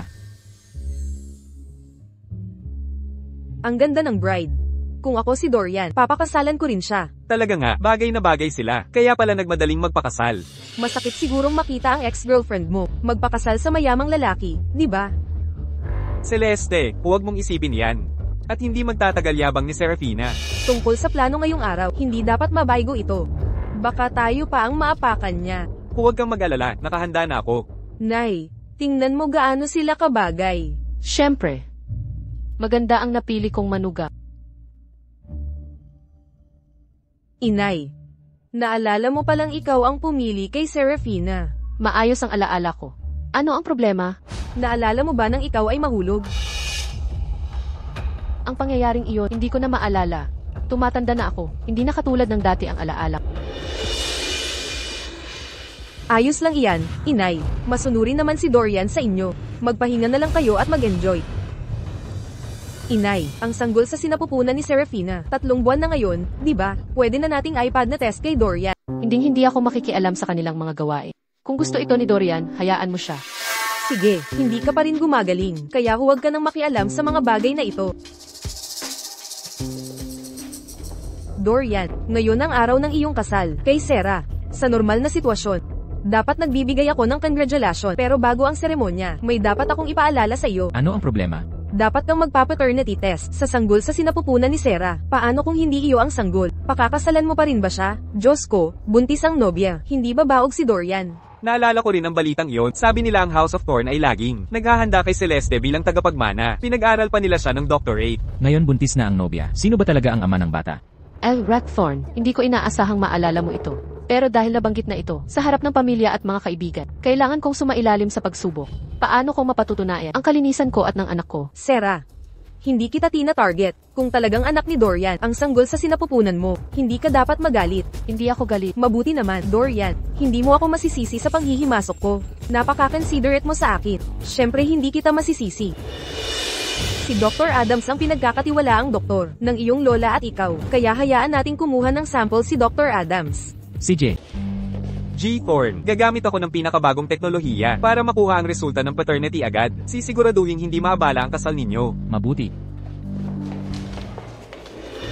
Kung hindi kay Dorian ang bata, dapat ikansela ang kasal, di ba? Walang duda, kabilang si Dorian sa mga hinirang. Paano niya aalagaan ang anak ng iba? Mukhang napakalaki ng tiwala ni Serafina. Baka talagang kay Dorian ang kanyang anak. Pero sa tingin sa mukha ng ina ni Dorian, parang determinado siyang manalo.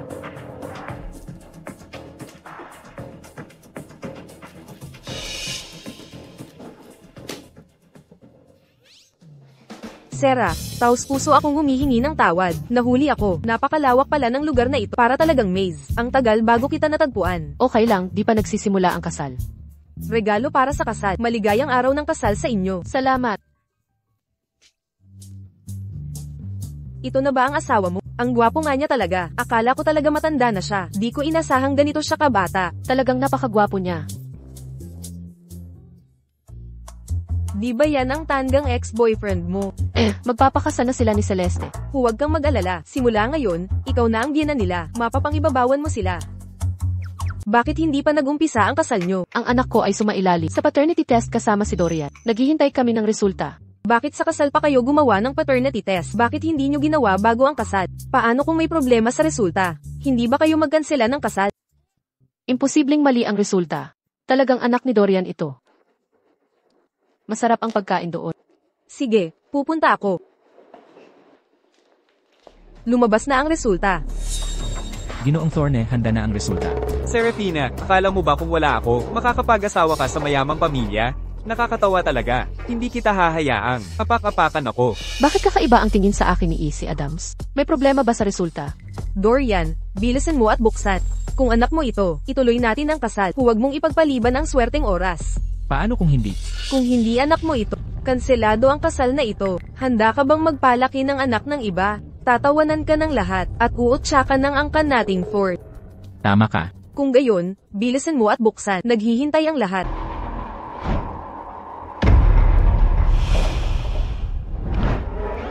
Dorian, hindi ko ito nakita ng malinaw. Ako ay nakakita ng napakalinaw. Ang sanggol sa tiyan ni Sarah ay tunay na akin. Ipagpatuloy ang kasal. Muntik na yan. Akala ko may masamang mangyayari. Ang ina-inahan ni Dorian Thorn. Tila inayos na niya ang lahat. Totoo, lagi namang may chismis. Nabaog si Dorian Thorn. Akala ko wala siyang magiging anak. Magaling itong si Serafina Reed na magdala ng kanyang anak. Baka pinagpala siya sa pagbubuntis. Dorian, bakit ka nagsisinungaling? Sa paternity report na ito, malinaw na nakasaad na ang sanggol sa tiyan ni Serafina ay hindi iyong anak sa dugo. Bakit mo niloloko ang lahat? Imposible yan.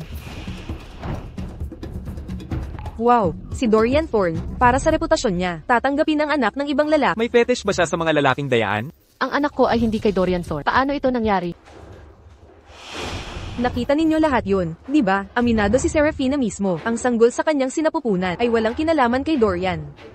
Kaya tapusin na ang kasal na ito. Paano ito nangyari? Paano ito magiging posible? Ina, huwag kang malungkot. Mas mabuting tapusin ang kasal, kaysa ipaalaga kay Dorian, ang anak ng iba. Ito ang aking kasal, hindi ko pa tinatapos. Tingnan natin sinong aalis. Gusto pa bang ituloy ni Dorian Thorne ang kasal? Hindi niya anak to. Gusto pa rin niyang pakasalan siya. Gaano siya kababaeng magmahal? Sa anumang paraan, hindi siya magkakaanak sarili. Hayaan nating magkaanak si Serafina, at alagaan na parang kanya. Magandang solusyon yan. Marahil ang sanggol ni Serafina, ay sa utos niya ipinaglihi. Magulo ang mga mayayamang pamilya. Dorian, ano ito? Alam ng lahat, hindi iyo ang anak ni Serafina. Ipinipilit mo pa ring pakasalan siya, hindi ka natatakot mapahiya. Bakit ko pa kailaman ang iniisip nila? Lahat ng nakamit ko bilang Dorian Thorne ay dahil sa sarili ko, hindi dahil sa inyo. Dorian, alam kong magaling ka, at malaki ang naiambag mo sa angkan natin, ngunit dahil mismo doon, hindi ako makakatangging. Panooring lokohin ka ni Serafina. Paano ako niloko ni Serafina? Hindi iyo ang bata, pero ipinagkakaila niya. Hindi ba yan panloloko? Hindi ako niloko ni Serafina. Ang sanggol sa kanyang sinapupunan ay talagang akin. Ang sanggol sa kanyang sinapupunan ay talagang akin. Dorian, nababaliw ka na ba sa galit? Ganyan kagrabe ang pagkataranta mo. Tama iyan, Dorian. Sa resulta ng paternity test na ito, maliwanag na nakasulat na ang sanggol ni Serafina ay walang koneksyon sa'yo. Ang paternity test na ito ay peke. Paano niya nalaman na peke ang test? Celeste, huwag kang mataranta. 3 araw na ang nakalipas. Lihim akong nagpa-test sa sanggol ni Serafina nang walang paalam. Kung akin ang batang ito o hindi, mas alam ko kaysa kaninuman. Ano, nagpa-test ka na pala 3 araw na nakalipas. Pero yung reaksyon ni Serafina kanina, mukhang hindi niya alam na may test noong nakaraan. Hindi niya talaga alam. Itinago ko sa kanya. Dorian, totoo ba lahat ng sinasabi mo? Paumanhin, Sera. Sera, mahal ko. Inasahan kong may gagawa ng problema. Nagagamitin ito para guluhin tayo, kaya nagpa-test muna ako nang hindi mo alam. Okay lang, hindi kita sinisisi. Ginoong Thorne, ako ang nag-test kanina. Ako mismo ang gumawa nito. Hindi ko ito ginawang peke. Hindi matatawaran ang katapatan ko sa inyo. Kung ako man ay taksil, mamatay man ako ng malagi. Kung hindi mo ginawang peke, ang ibig sabihin pinalitan ng sample. Sisiyasatin ko kaagad ito, at hahanapin ko ang katotohanan. Magbibigay ako ng paliwanag. Dorian, dahil nagpa-paternity test ka na noon at napatunayan na ang sanggol ni Serafina ay napakaganda nito. Sana'y tunay kang masaya para sa akin. Siyempre totoong masaya ako para sa iyo. Ngayong may sarili ka ng anak, ang angkan ng Thorne ay may tagapagmana na. Tama, hindi ako mawawala ng tagapagmana. Sa hinaharap, ang aking mga ari-arian ay mapupunta sa aking sariling anak. Dorian, ngayong may anak ka na, dapat lang mapunta sa anak mo ang yaman mo. Wala kaming masamang iniisip ni nanay. Kahit may masamang iniisip ka man, panaginip lang yan magpakailanman. Sa puso, nauuna ang asawa at anak ko. Paumanhin, naabala ko kayong lahat. Ipagpapatuloy natin ang kasal.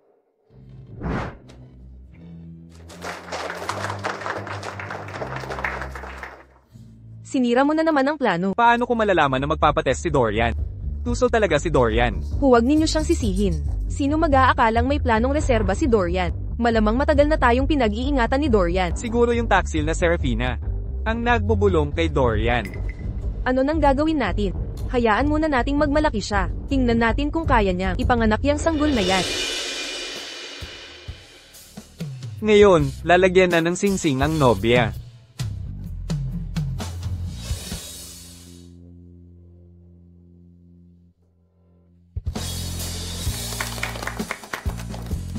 Sobrang pagpapalaki ni Dorian sa asawa, ang laki ng diamond sa singsing. Buntis na ang asawa niya, tataas na ang kanyang estado, magniningning na ang buhay niya.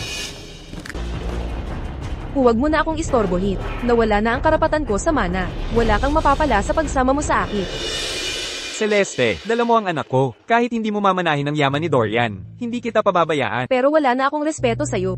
Kung wala ang yaman ni Dorian, pangkaraniwan na lang ako. Kailangan ko ng mayamang. Magpapatubo sa luho ko. Maghihiwalay na tayo? Oo, isa ka lang walang kwenta. Bakit pa kita napili noon? Hindi ako magiging masaya sa'yo. Talagang hindi. Celeste, alam kong galit ka ngayon, pero si Serafina ang may gawa nito. Hindi si Julian. Inay, ako ang sinasaktan mo dahil sa walang kwentang ito. Kahit hindi magaling si Julian, tapat siya sa'yo at palagi tayong tinutulungan. Hindi pa ito ang pinakamasamang panahon. Kung susuko ka ngayon, hindi ba lalakas ang loob ni Serafina? Nako, Celeste. Ang sakit talaga. Masakit ang tiyan ko. Celeste, huwag kang mag-alala. Dadalhin ka namin sa ospital. Kumusta na si Celeste? Nakauwi na kami galing ospital. May sinabi ang doktor na delikado ang pagbubuntis niya. Kailangan niyang magpahinga. Naku, Sera anak. Dapat alagaan mo ng mabuti ang sarili. Para manganak ng maayos, huwag po kayong mag-alala, Lola. Aalagaan ko ang sarili at ang sanggol. Ito ang mga regalong natanggap mo sa kasal. Nandito lahat. Ito ang mga regalo ninyo sa kasal. Nandito na lahat. Lola, gabi na po, magpahinga na po kayo. Ginang Geble, samahan niyo po si Lola Thorne.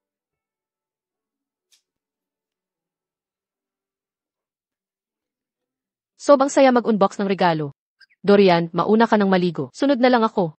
Ang dami. Bukas na natin buksan.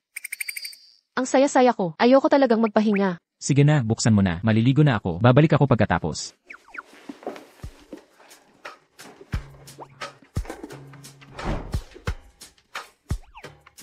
Ang ganda ng hairpin. Iba talaga ang regalo ng mayayaman. Naku po, pangit at simple ang regalong ito. Buksan muna natin yung kay Lynette. Ano to? Alakdan? Bakit ako pinadalhan ni Lynette ng alakdan?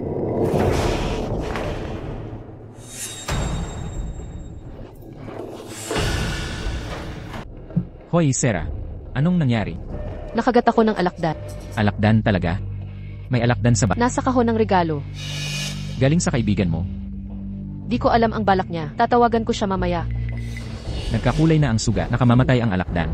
Bakit ako pagpapadalhan ni Lynette ng nakalalasong alakdan? Anong ginagawa mo? May lason ang dugo. Bitawan mo. Gusto mo bang mamatay? Gusto ko lang ligtas ka. Pumunta na tayo sa ospital. Tara na.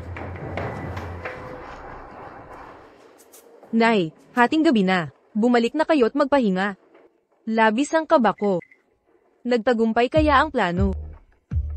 Hating gabi na nga, baka tulog na sila. Siguro bukas pa nila bubuksan ang regalo.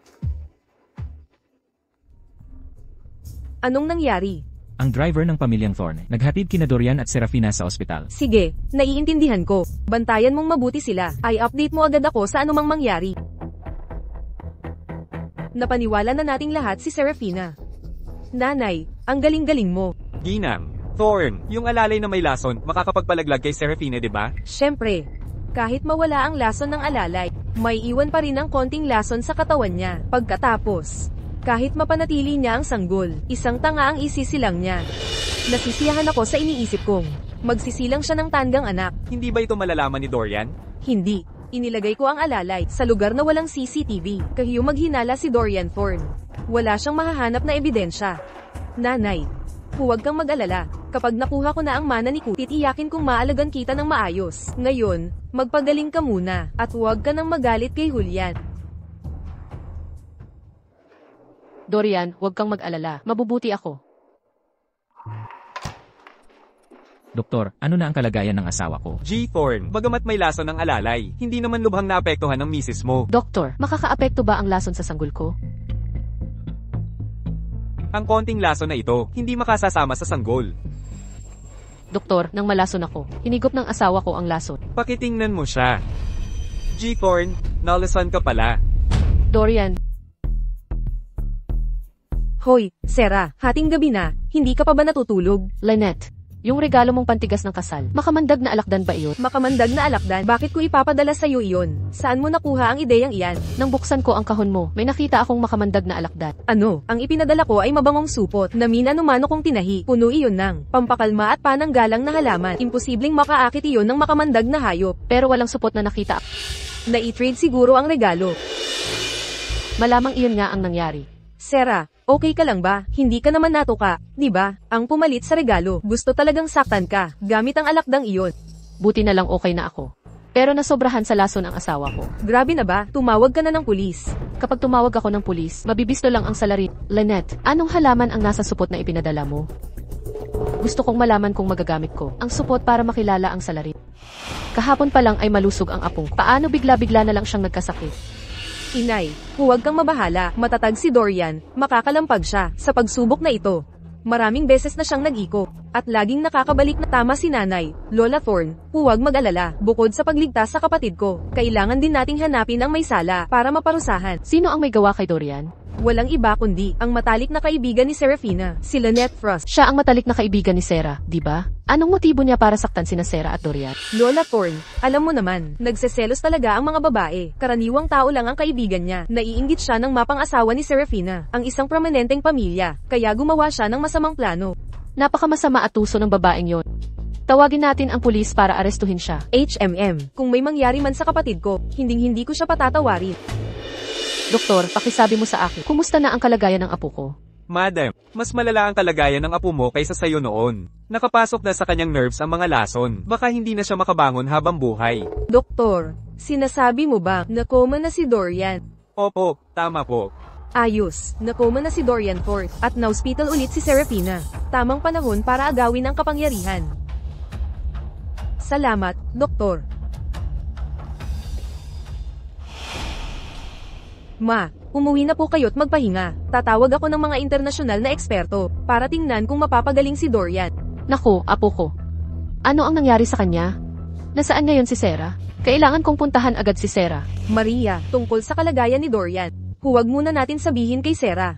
Baka kasi kapag nag-alala siya ng sobra, maapektuhan ang kanyang pagbubuntis. Tama ka. Hindi ko pwedeng pahintulutan. Magkaroon ng komplikasyon si Sarah. Ipapasundo ko kayo ng driver pa uwi.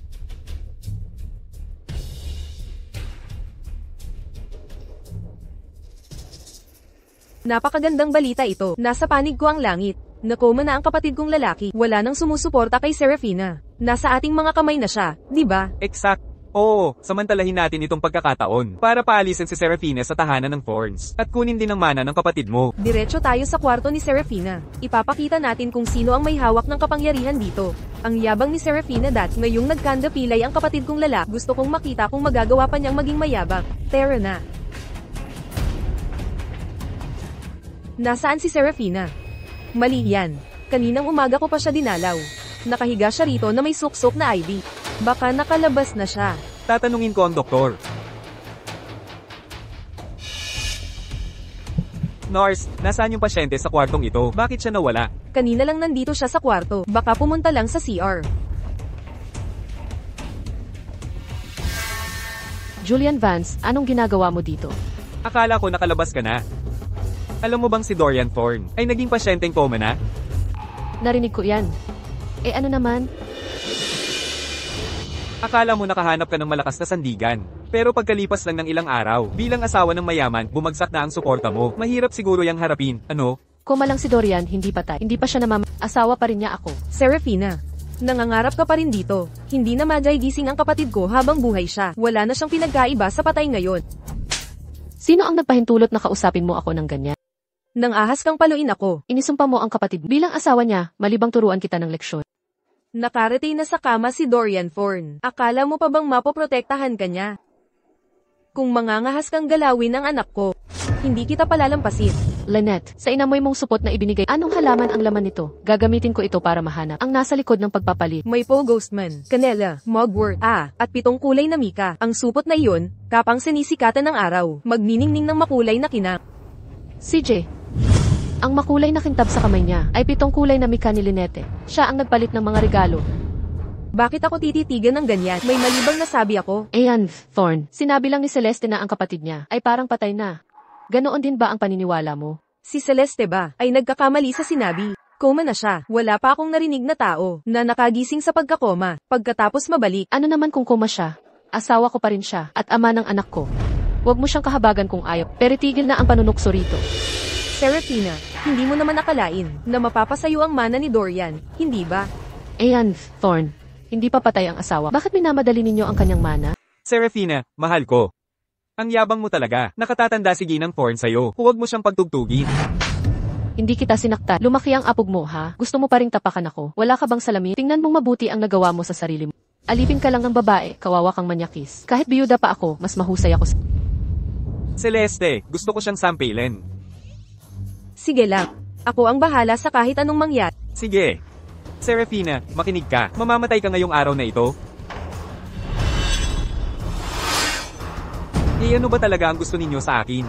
Nanay, sabihin mo nga, ito ba talaga ang mga bodyguard ni Kuya? Talagang wala akong alam. Hoy, hoy, hoy. Anong ginagawa nyo? Bitawan nyo ako ngayon din, mga hayop. Celeste, tulungan mo ako. Pakawalan siya. Alam mo ba kung sino ako? Ako ang tunay na kapatid ni Dorian Thorn. Inutusan kami ni Ginoong Thorn na protektahan si Ginang Thorn. Tanging kay Ginang Thorn lang kami susunod. Dalhin niyo sa sea at bugbugin. Opo.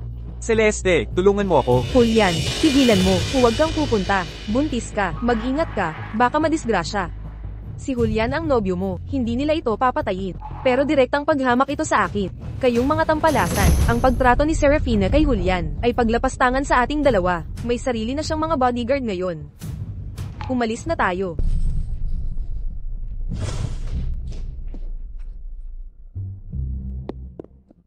Ginang Thorn, ayos lang po ba ang pakiramdam ninyo? Habang nandito ang mga bodyguard, ligtas ako. Nabalitaan kong nasa koma si Dorian. Nasaan na siya ngayon? Kailangan ko siyang hanapin. Hindi po, Ginang Thorn. Ipinadala siya sa ibang bansa para magpagamot. Makakasiguro tayong gagaling siya. Hindi ba't siya'y nasa koma? Sino ang nag-ayos ng pagpunta niya sa ibang bansa? Bakit hindi ako sinabihan? Siya, hindi siya tuluyang nahulog sa koma. May problema lang ang kanyang mga binti. Bakit inanunsyo na nasa koma siya? Kung hindi natin ikinalat ang chismis na yon, Ginang Thorn, paano natin mapipilit ang mga kontrabida na magpakita ng tunay na kulay? Ginang Thorn, may mensahe po si G. Thorn para sa inyo. Sabihin, Nais niyang pamahalaan ninyo ang mga gawaing bahay at hintayin ang kanyang pagbabalik. yamang tiwala siya sa akin. Hindi ko siya bibigyan.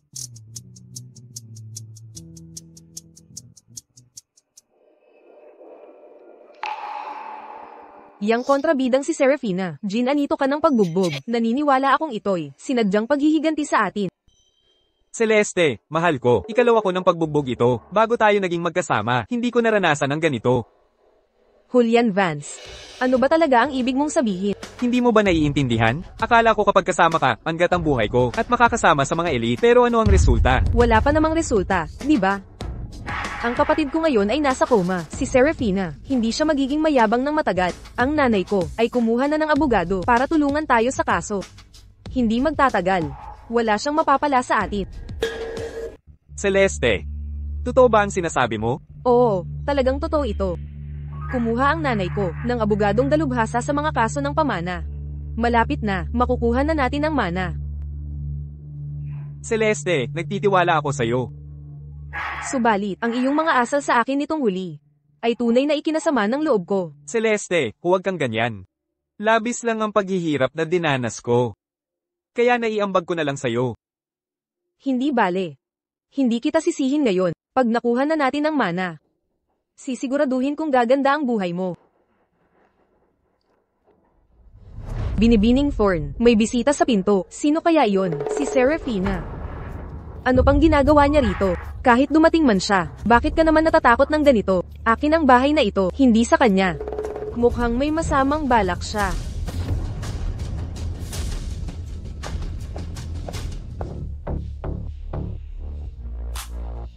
Nako, Serafina, anong ginagawa mo rito? Imbis na alagaan ang kapatid ko, nandito ka pa para magpakitang gilas. Nababaliw ka na ba? Sabi mo, bahay mo ito.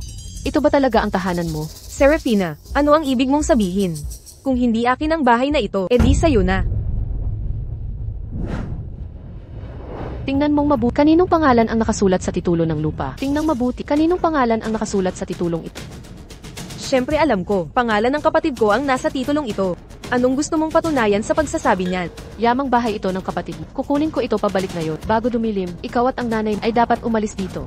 Ano? Ito ay sa kapatid ko, hindi ito sa'yo. Anong karapatan mong paalisin kami? Sa kapangyarihan ng kapatid mo. Tungkol sa mga ari-arian ng kapatid mo. Ako ang may hawak. Ang kapatid ko ay nasa koma na. Hindi niya maibibigay sa'yo ang kapangyarihang ito. Serafina, nakakadiri ka. Direkta mong ninanakaw ang mana ng kapatid ko. Celeste Thorn, ikaw ang nakakadiri sa tingin ko. Noong hindi pa kami hiwalay ni Julian Vance, naging kabit ka at nakialam.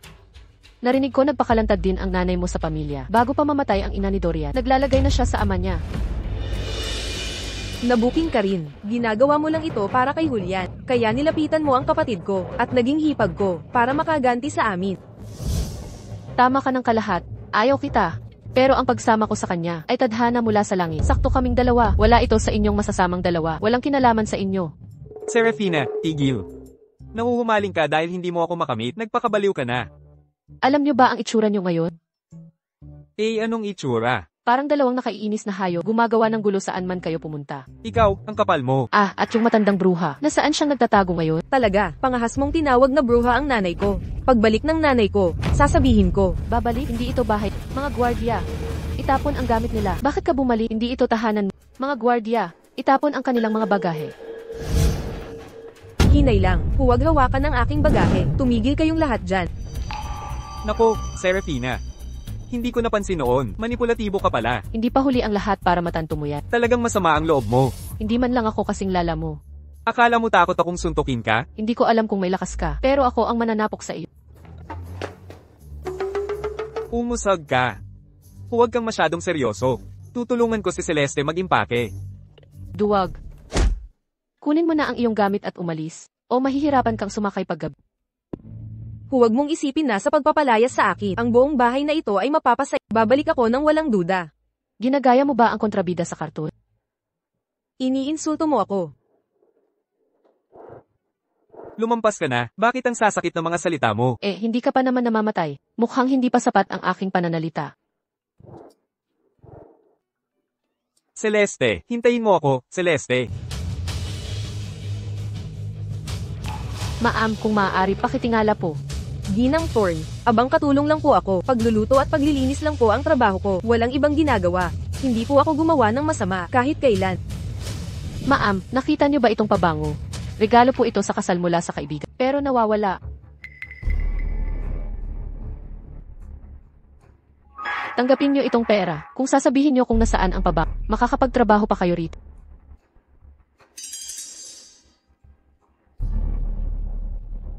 Yung pabango sa larawan na ito, nakita ko na po talaga iyan noong naglilinis ako sa kwarto ni Ginang Thorn. Nasa lamesa niya malapit sa kama. Dalhin niyo ako sa kwarto niya. Sige po. Ha, noong huli kong makita, nandito mismo sa lamesa na ito.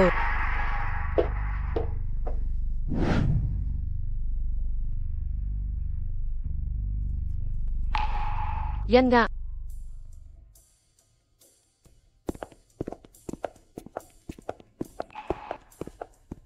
Nay, ano ang nangyayari?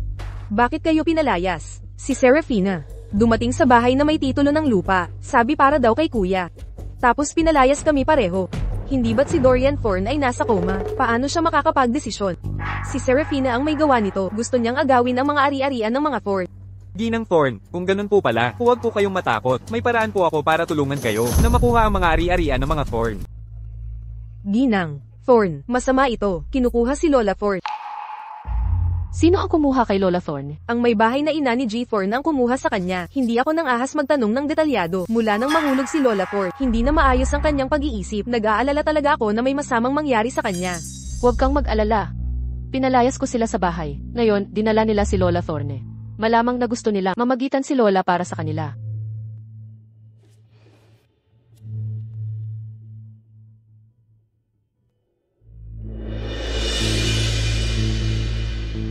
Mula nang ang anak kong si Dorian ay maging pasyente sa coma, ang asawa niyang si Serafina Reed ay nagpakita ng tunay niyang kulay. Kahapon, dinala pa niya ang mga bodyguard sa bahay ko. At pinalayas kaming lahat ng marahas. Sobra na talaga ang ginawa niya. Ang kapatid kong si Dorian Thorn ay pasyente na sa coma ngayon. Kung malay pa siya, hindi niya pababayaan kaming ina ko ay maging walang tirahan. Ang sinasabi namin, maaaring patunayan ni Lola Thorn para sa amin. Sarah, hindi talaga siya ganoong klaseng tao. Nanay, kaming ni Celeste ay walang tirahan ngayon. Bakit patuloy mong tinutulungan si Serafina na dayuhan? Balang araw, papaalisin ka rin niya sa tahanan ng fort at magwawakas din ang angkan ng fort. Hindi niya ako pailisingin. Lola, ako ang inyong tunay na Si Serafina ay bunsong manugang lamang. Bakit siya ang paniniwalaan at hindi ako? Ang kapatid ko ay naging pasyente sa coma. Kaming ni nanay ay kumonsulta sa abogado. Dahil sa kalagayan ng kapatid ko, nawala na niyang pamahalaan ang kanyang ari-arian. Kaya, maaaring ipamahagi muli ang kanyang mga pag-aari. Ginang Thorn, nakikipag-usap po ba kayo sa pagbabahagi ng mga ari-arian ni Dorian Thorn ngayon? Ano na ang kalagayan ni Dorian Thorn ngayon? Kumusta na siya? May pag-asa pa ba siyang Inay, humihingi ng sagot ang mga reporter. Magsalita ka. Nakahanap na ako ng abogado. Basta payagan mong ibahagi ang mga ari-arian. Tutulungan tayo ng abogado. Lola, Kung patatawarin mo si Serafina, pinagmamalupitan mo kaming mga apo. Kami ang tunay mong pamilya, Lola Thorne. Huwag po kayong magpadala sa emosyon. Masakit na ang ulo ko ngayon. Hindi pa patay si Dorian Thorne. Walang makakaagaw sa kanyang pera. Ginang, mula nang mahimatay si Lola Thorne, hindi pa gumagaling ang kanyang sakit ng ulo. Dinala niyo siya rito nang walang pahintulot. Hindi ba't labag ito sa tamang asal? Serafina, tamang-tama ang dating mo. Ngayon, sa harap ng mga reporter at meet, linawin natin ang lahat. Sige, tapusin na natin ang lahat ng issue. Sarah, anak, Saan ka pupunta? pupunta ako kay Sarah. Lola Thorne, narito na ako. Lola Thorne, ayos ka lang ba? Ito ang lola ko. Hindi sa inyo. Lumayo ka sa kanya. Kahapon, nang wala ako sa bahay, pinalayas mo ang anak ko. Serafina, akala mo ba makukuha mo ang mga ari-arian ng Thorne? Ang mga ari-arian ng Thorne ay kay Dorian na asawa ko. Hindi ko alam kung anong karapatan mo para tanungin ako tungkol sa ari-arian ng asawa ko. Ano ba ang pakialam mo, madrasta niya? Masamang babae ka. Huwag ninyong apihin ang manugang kong babae. Ina, ano ba talaga ang ginagawa? Bumalik na ba ang kanyang memorya, Lola? Paano mo masasabing masama ang nanay ko? Maraming nanunood, huwag kang magsalita ng kung At ikaw, maldita kang bata ka. Kawangis mo ang iyong ina. Mula ngayon, hindi ka na Thorne. Itinatakwil ka ng angka ng Thorne. Walang utang na loob na apo. Lola, kayo, Naalala ko na ang lahat. ano ba ang sinasabi nila? Oy, parang may chismis. At mukhang malaking issue ito. Siguradong may ginawa itong ina at anak na masama kay Lola Thorne. Lola, masakit na naman ba ang ulo mo? Sabihin mo sa akin. Paumanhin sa inyong lahat. Nahulog noon si Lola Thorne, kaya medyo malabo ang kanyang memorya. Mga kasama, huwag ninyong seryosohin ang sinabi niya kanina. Julian Vance, lalong tumitindi ang kasamaan. Ikaw ang nagpatumba kay Lola kanina. Magiging ama ka na. Hindi mo ba ipagpapala ang anak mo? Serafina, dapat gumagawa ka ng mabuti. Ano ang ginawa mo kay Lola para sumunod siya? Manipulatibo ka talaga. Tama ang manugang ko. Inalihan ni Serafina ang nanay ko. Ngayon ay nagtutulungan si Serafina at ang nanay ko para agawin ang yaman ng angkan ng Thorne. Wala kang sinasabing katotohanan. Bago ito, ako ay. Noong ako'y nahulog, ikaw ang nagtulak sa akin. Pagkatapos mong itulak ako, nilason mo pa ako. Ina, paano mo ako mabibintangan ng ganito? Kahit na nambintang si Lola Thorne, hindi mo maitatanggi ang ginawa mo sa amin ni Dorian. Hindi ka makakatakas dito. Tumigil ka sa paninirang puri sa akin. Kailan ko nasaktan kayo ni Dorian? Sabihin mo, si Dorian Thorne ay nasa coma, at ang madrasta niya ang may gawa nito. Nakakagulat. Sa hitsura ni Serafina ay mukhang may ebidensya siya. Mayroon ka bang patunay? Kung wala kang ebidensya, tatawag na ako ng pulis. At ay demanda kita sa paninirang. Sa araw ng kasal namin, marami kaming natanggap na regalo. Nang buksan ko sa bahay, may isang pinalitan. Ang pabangong supot ay pinalitan ng nakalalasong alakdan. Nalaso ng asawa ko. Dahil mismo sa alakdang iyon. Sino ang nagpalit ng regalo? Hindi ako. Anong nakalalasong alakdan? Wala akong kaalam-alam. Huwag kayong makinig sa walang basehang kasinungalingan. Eksakto. Anong kinalaman yan sa nanay ko? The Rat Thorne, nakita mo na ba ang pabangong supot na ito? Sa pagtingin pa lang. Mura lang na bagay ito. Hindi ko nakita. Nagsisinungaling ka ng todo. Hindi mo lang ito nakita. Hinawakan mo rin ito. Ikaw ang nagpalit nito sa nakalalasong alakdan. Mga kasinungalingan lang yan. Sinabi kong hindi ako, at hindi talaga. Kahit anong sabihin mo, hindi pa rin ako gumawa. Tama si Mrs. Thorne. Walang patunay ang supot na ito. Miss Reed, kung walang matibay na ebidensya, paninirang puri ito. Siyempre, may katibayan ako. Hindi ako katulad ng ibang masama at tanga. Kung may ebidensya ka, ipakita. Sino ang iniinsulto mo? Wala siyang ebidensya. Kung meron siya, ipinakita na sana niya. Hindi siya nakatayo lang dito nang nagsasabi ng kalokohan. Anong ginagawa mo? Lumayo ka sa akin. Hoy, ikaw. Nasa kamay mo na ang katibayan. Ano bang kalokohang sinasabi mo? Bitawan mo ang nanay ko. Serafina, alam ko, ginagawa mo ito lahat para sa akin, pero pwedeng huwag mo nang idamay ang mga inosenteng tao. Talagang walang hiya ka. Huwag mo akong hawakan. Julian, ayos ka lang ba? Ang pabangong supot na bigay ng kaibigan ko ay may 7-colored mica. Naglalabas ito ng makislap na 7 kulay na sinat. Ang kinang na ito na kumakapit sa mga kamay ay mahirap tanggalin. Tingnan niyo ang kamay niya. May mika na kumikinang sa kamay niya.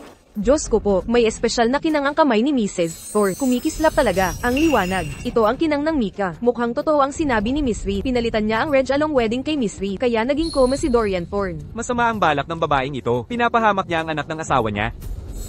Pakawalan siya. Ang Mika sa kamay ng nanay ko. Galing yan sa kanyang makeup. Hindi sa pabango mong sinasabi. Tama nga. Ang makeup ko kaninang umaga ay may mika. Bakit walang mika sa mukha mo? Ang dali-dali mong magsinungaling. Akala mo ba tanga kaming lahat? Eksakto. Hindi tamo mga tanga. Maliwanag na si Ginang. Thorn ang may gawa nito. Napatunayan na ang lahat. Tatawag na ba tayo ng pulis? Hindi ako yon. Si Serafina ang nagbabalat kayong nagpapaniwala sa inyo. Sabihin mo iyan sa presinto. Serafina, nabalitaan kong nagpagamot si Dorian sa abroad. Ano raw ang sakit niya? Kaya pala pinaialis mo si Dorian para magpagamot kasabay ng pagpapaalis sa amin sa tahanan ng mga Thorn. Ang masinop mong plano ay talagang walang kapintasan. Sayang, hindi kami mga duwag na tao. Ano ba talaga ang nangyayari? Mukhang komplikado itong sitwasyon. Mga piling pamilya ay laging nag-aagawan sa mana. Sino kaya ang magwawagi? Mga gwardya, seguridad, hulihin niyo si Serafina at dalhin dito.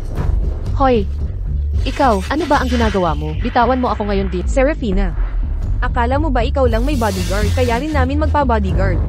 Hindi mapapasa amin ang kayamanan ng pamilyang ito. Pakawalan si Sarah. Huwag mong palalain pa ang sitwasyon. Ina, na-brainwash ka na ni Serafina. Nais niyang nakawin ang mana ng tahanan ng mga Thorn. Kung magtagumpay siya, mawawasak ang angkan natin.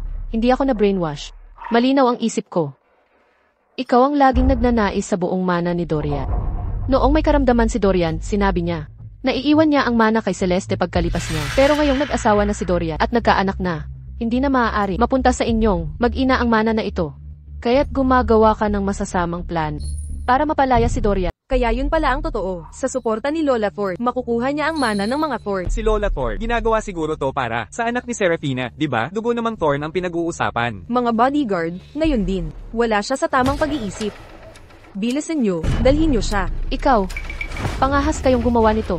Bitawan niyo ako agad. May sakit si Lola. Hindi ka ba natatakot sa karma nito? Karma. Kalokohan lang ang pinagsasabi mo. Serafina, nakikita mo ba ang nangyayari? Wala nang makakatulong sa iyo ngayon. Mamaya, papuntahin ko ang mga tao sa bahay ni Dorian, at itatapon lahat ng gamit mo. Mula ngayon, ipinagbabawal kang pumasok sa angkan ng Thorn. Dalhin niyo siya. Ang lakas ng loob mo ah. Umalis kayo rito. Dorian, dumating ka. Tapos na ang press conference. Mga reporter, umalis na kayo rito.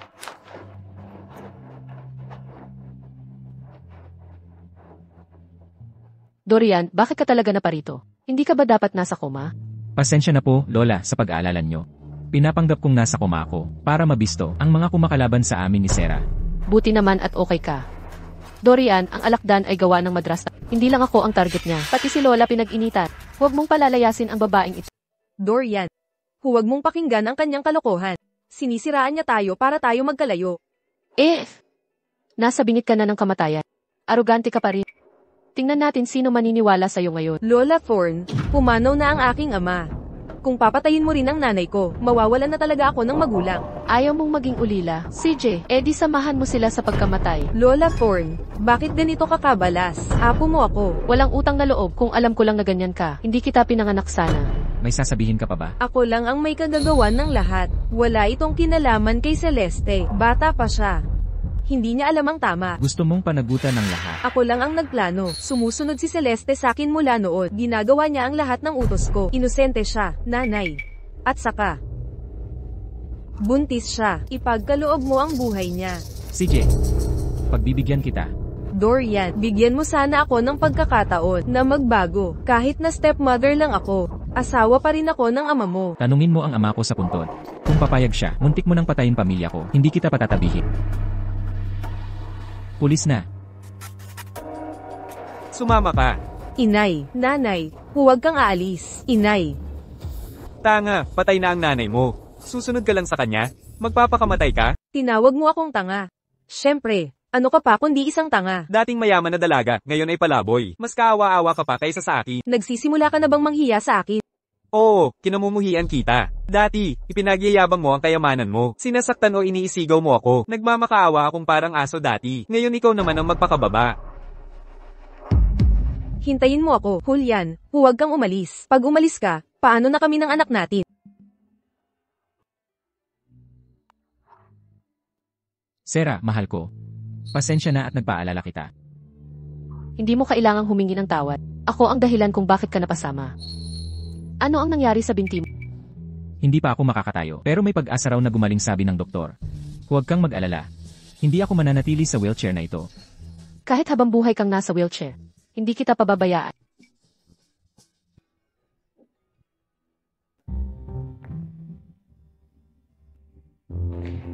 Dorian, hindi ka pa gaanong makagalaw ngayon, kaya ihahatid kita saan mo man gustong pumunta.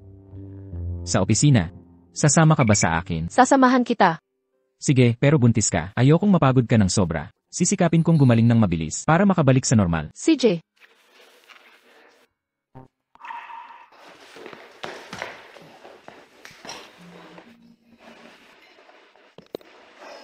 Nasa wedding leave ka naman, kaya magpahinga muna tayo sa bahay.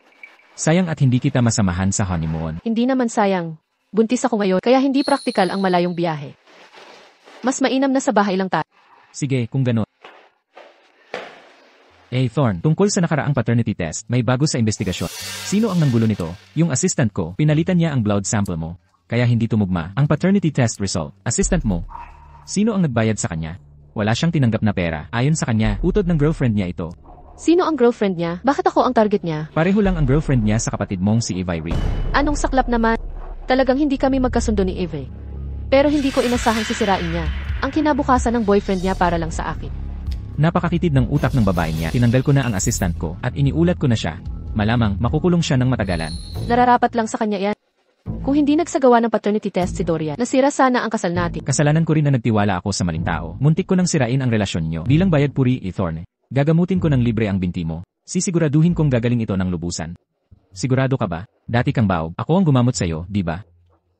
CJ, syempre, kailangan ng tulong ni Sarah sa paggamot. Kung gayon, Doc Adams, sa iyo ko na ipagkakatiwala ang binti ni Dorian. Huwag kang mag-alala, gagawin ko ang lahat. Tatay, kailangan mong gumawa ng paraan.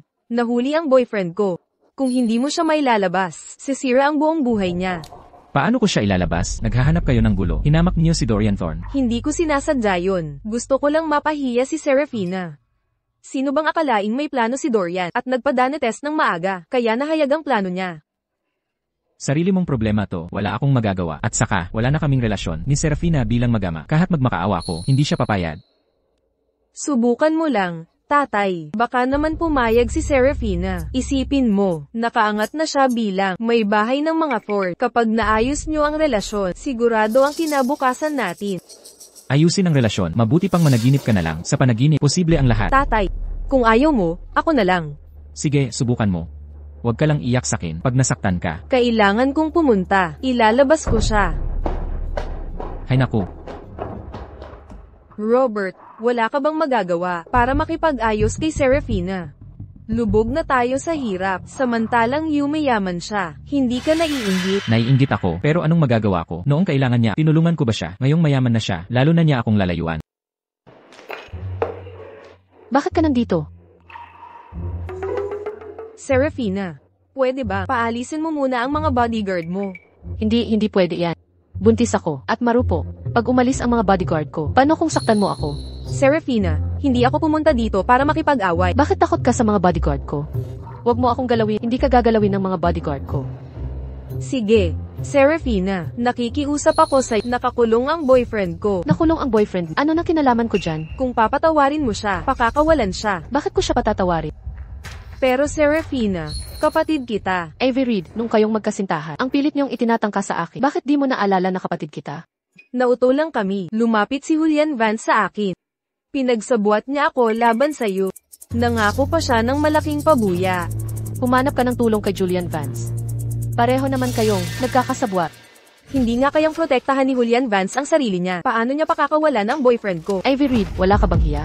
Ang dahilan kung bakit ako pumunta dito ay dahil hindi ako makapaniwalang wala kang hiya. Ikaw, kung gusto mong ipahiya mo ako, sige gawin mo. Basta pakawalan mo ang boyfriend ko. Kailan ko sinabing pakakawalan ko siya? Ivy Reed, makinig kang mabuti. Lahat ng nanakit sa akin, hindi ko patatawarin. Kahit lumuhod ka pa, wala yang saysay. Paano kung makipagpalit ako sa'yo? Paano kung magpalitan tayo ng mga bagay? Ano yan? Kung hindi ako nagkakamali, relihiya ng ina mo ito. Alaala ng pagmamahal ng tatay ko. Sa nanay ko, lagi niya itong suot. Gusto mo? Kung oo, maibibigay ko. Ito sa'yo, kapalit ng Ayaw ko. relihiya ng ina mo ito. Bakit ayaw mo? Nasa puso ko si nanay. Hindi ko kailangan ng relihiya para maalala siya. At huwag mo na ako tawagan. Naaalala kong sinabi ko sa'yo, sa bahay niyo dati, wala akong kinalaman sa inyo. Kung mamatay ang tatay, di ba dapat alam mo? Tama, hindi na kailangang sabihin sa akin. Wala akong pakialam.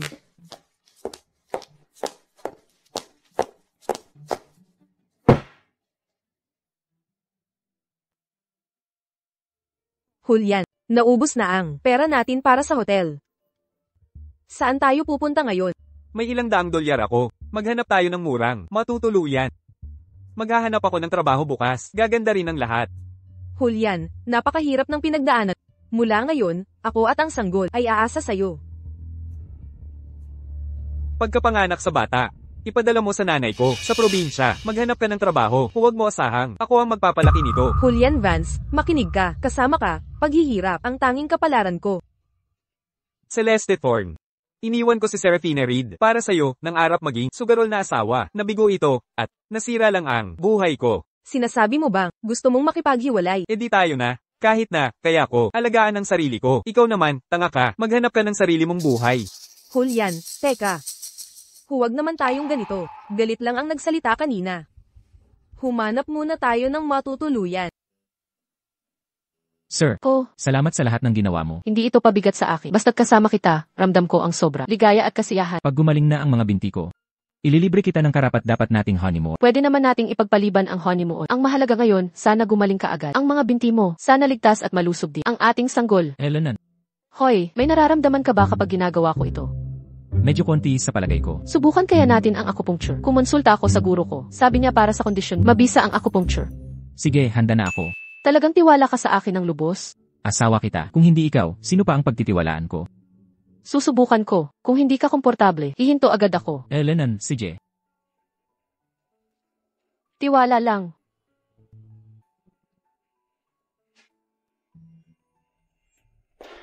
Hintayin mo ako rito. Sige, hihintayin kita. Magandang araw, G. Evans. Ako si Julian Vance. Nandito ako para sa interview. Paumanhin, hindi ka angkop sa kumpanya namin. Pero bakit? Akala ko maayos naman. Ang usapan natin online. Kay tatanggap ko lang ng abiso na nasa blacklist ka na. Hindi lang ang kumpanya namin ang ayaw kumuha sa iyo. Kahit sa ibang kumpanya ka pumunta, walang mag-aalakalang kumuha sa iyo. Sera, hindi ko napagtanto na ang galing mo pala. Pero para sa ganitong klase ng trabaho, hayaan mo na ang mga tauhan ang bahala mula ngayon. Pero nais kong subukan ang aking nilutong pagkain. Sige, kung gano'n. Ginoo, dumating na si Dr. Adams. Pasalubungin mo siya. Tingnan ninyong dalawa ang romantiko. Gumawa ng pasta mula sa simula. Ace Adams, ako ang nagluto ngayon. Mangyaring manatili kayo para sa simpleng pagkain.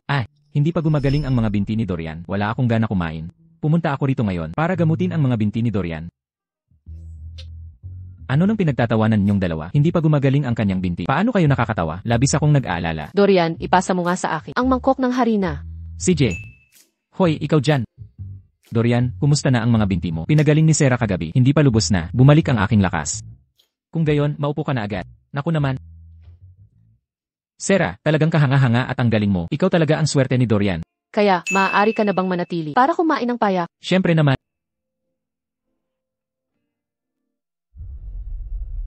Julian, kumusta ang nangyari? Kumusta ang iyong interview? Huwag mo akong hawakan. Nasira ang buhay ko dahil sa'yo. Ano ba talaga ang nangyari? Pinagbawalan ako ng kapatid mo sa trabaho. Wala nang kumpanyang tumanggap sa akin. Wasak na ang buhay ko. Paano ito nangyari? Julian, huwag kang mag-alala. Mag-isip tayo ng ibang paraan. Hiwalayan na tayo. Celeste Thorne, malas ka. Ang pagiging kasama mo ay puno ng malas. Paano na ang sanggol natin? Malaki na ang itsura niya. Magpa-abort ka na.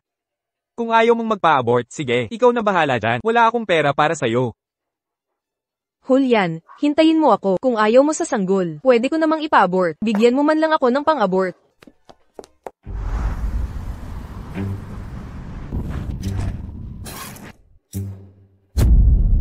Julian, teka.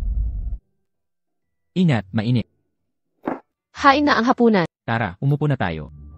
Buntis ka na ngayon, huwag kang masyadong magpagod. Hindi ako pagod. Sobrang lakas ng katawan ko ngayon. Ganyan ang lakas ng pag-ibig.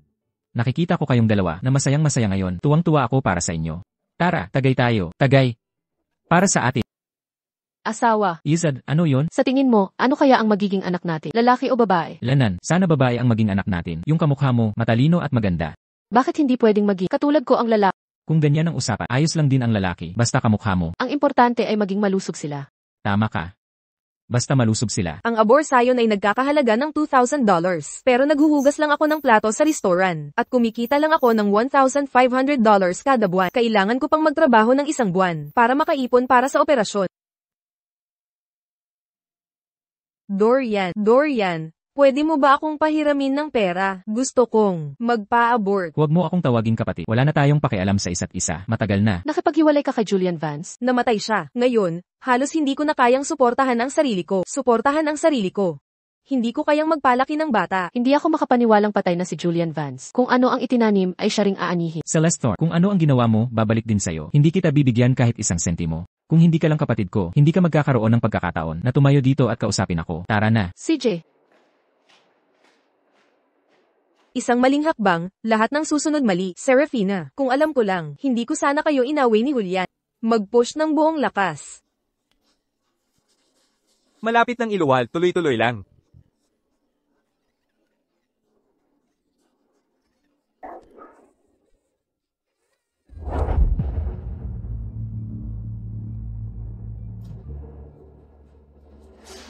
Bakit ang tagal ni Serafina? Walang masamang nangyari, di ba? Huwag kang pangitain. Mabuti ang kalagayan ni Serafina. Umupo ka rito. Naku po, nahihilo na ako. Baka naman sobrang. Alta pressure mo na. Adams, gamot ni Lola agad. CJ. Dorian, kapag nanganak na si Serafina, sabihin mo agad sa akin. Huwag kang mag-alala. Aabisuhan kita paglabas niya. Sige na. Bakit nahihilo rin ako? Mr. Thorne, huwag kang mapanik at mahilo. Parang hindi ako makahinga. Doktor, oxygen tank para kay Mr. Thorne. Oksihino agad. Congratulations, Mrs. Thorne. Lalaki, 8 pounds at 6 ounces.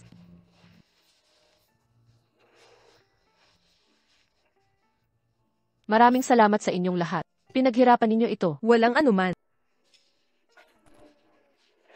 Kumusta ka ngayon?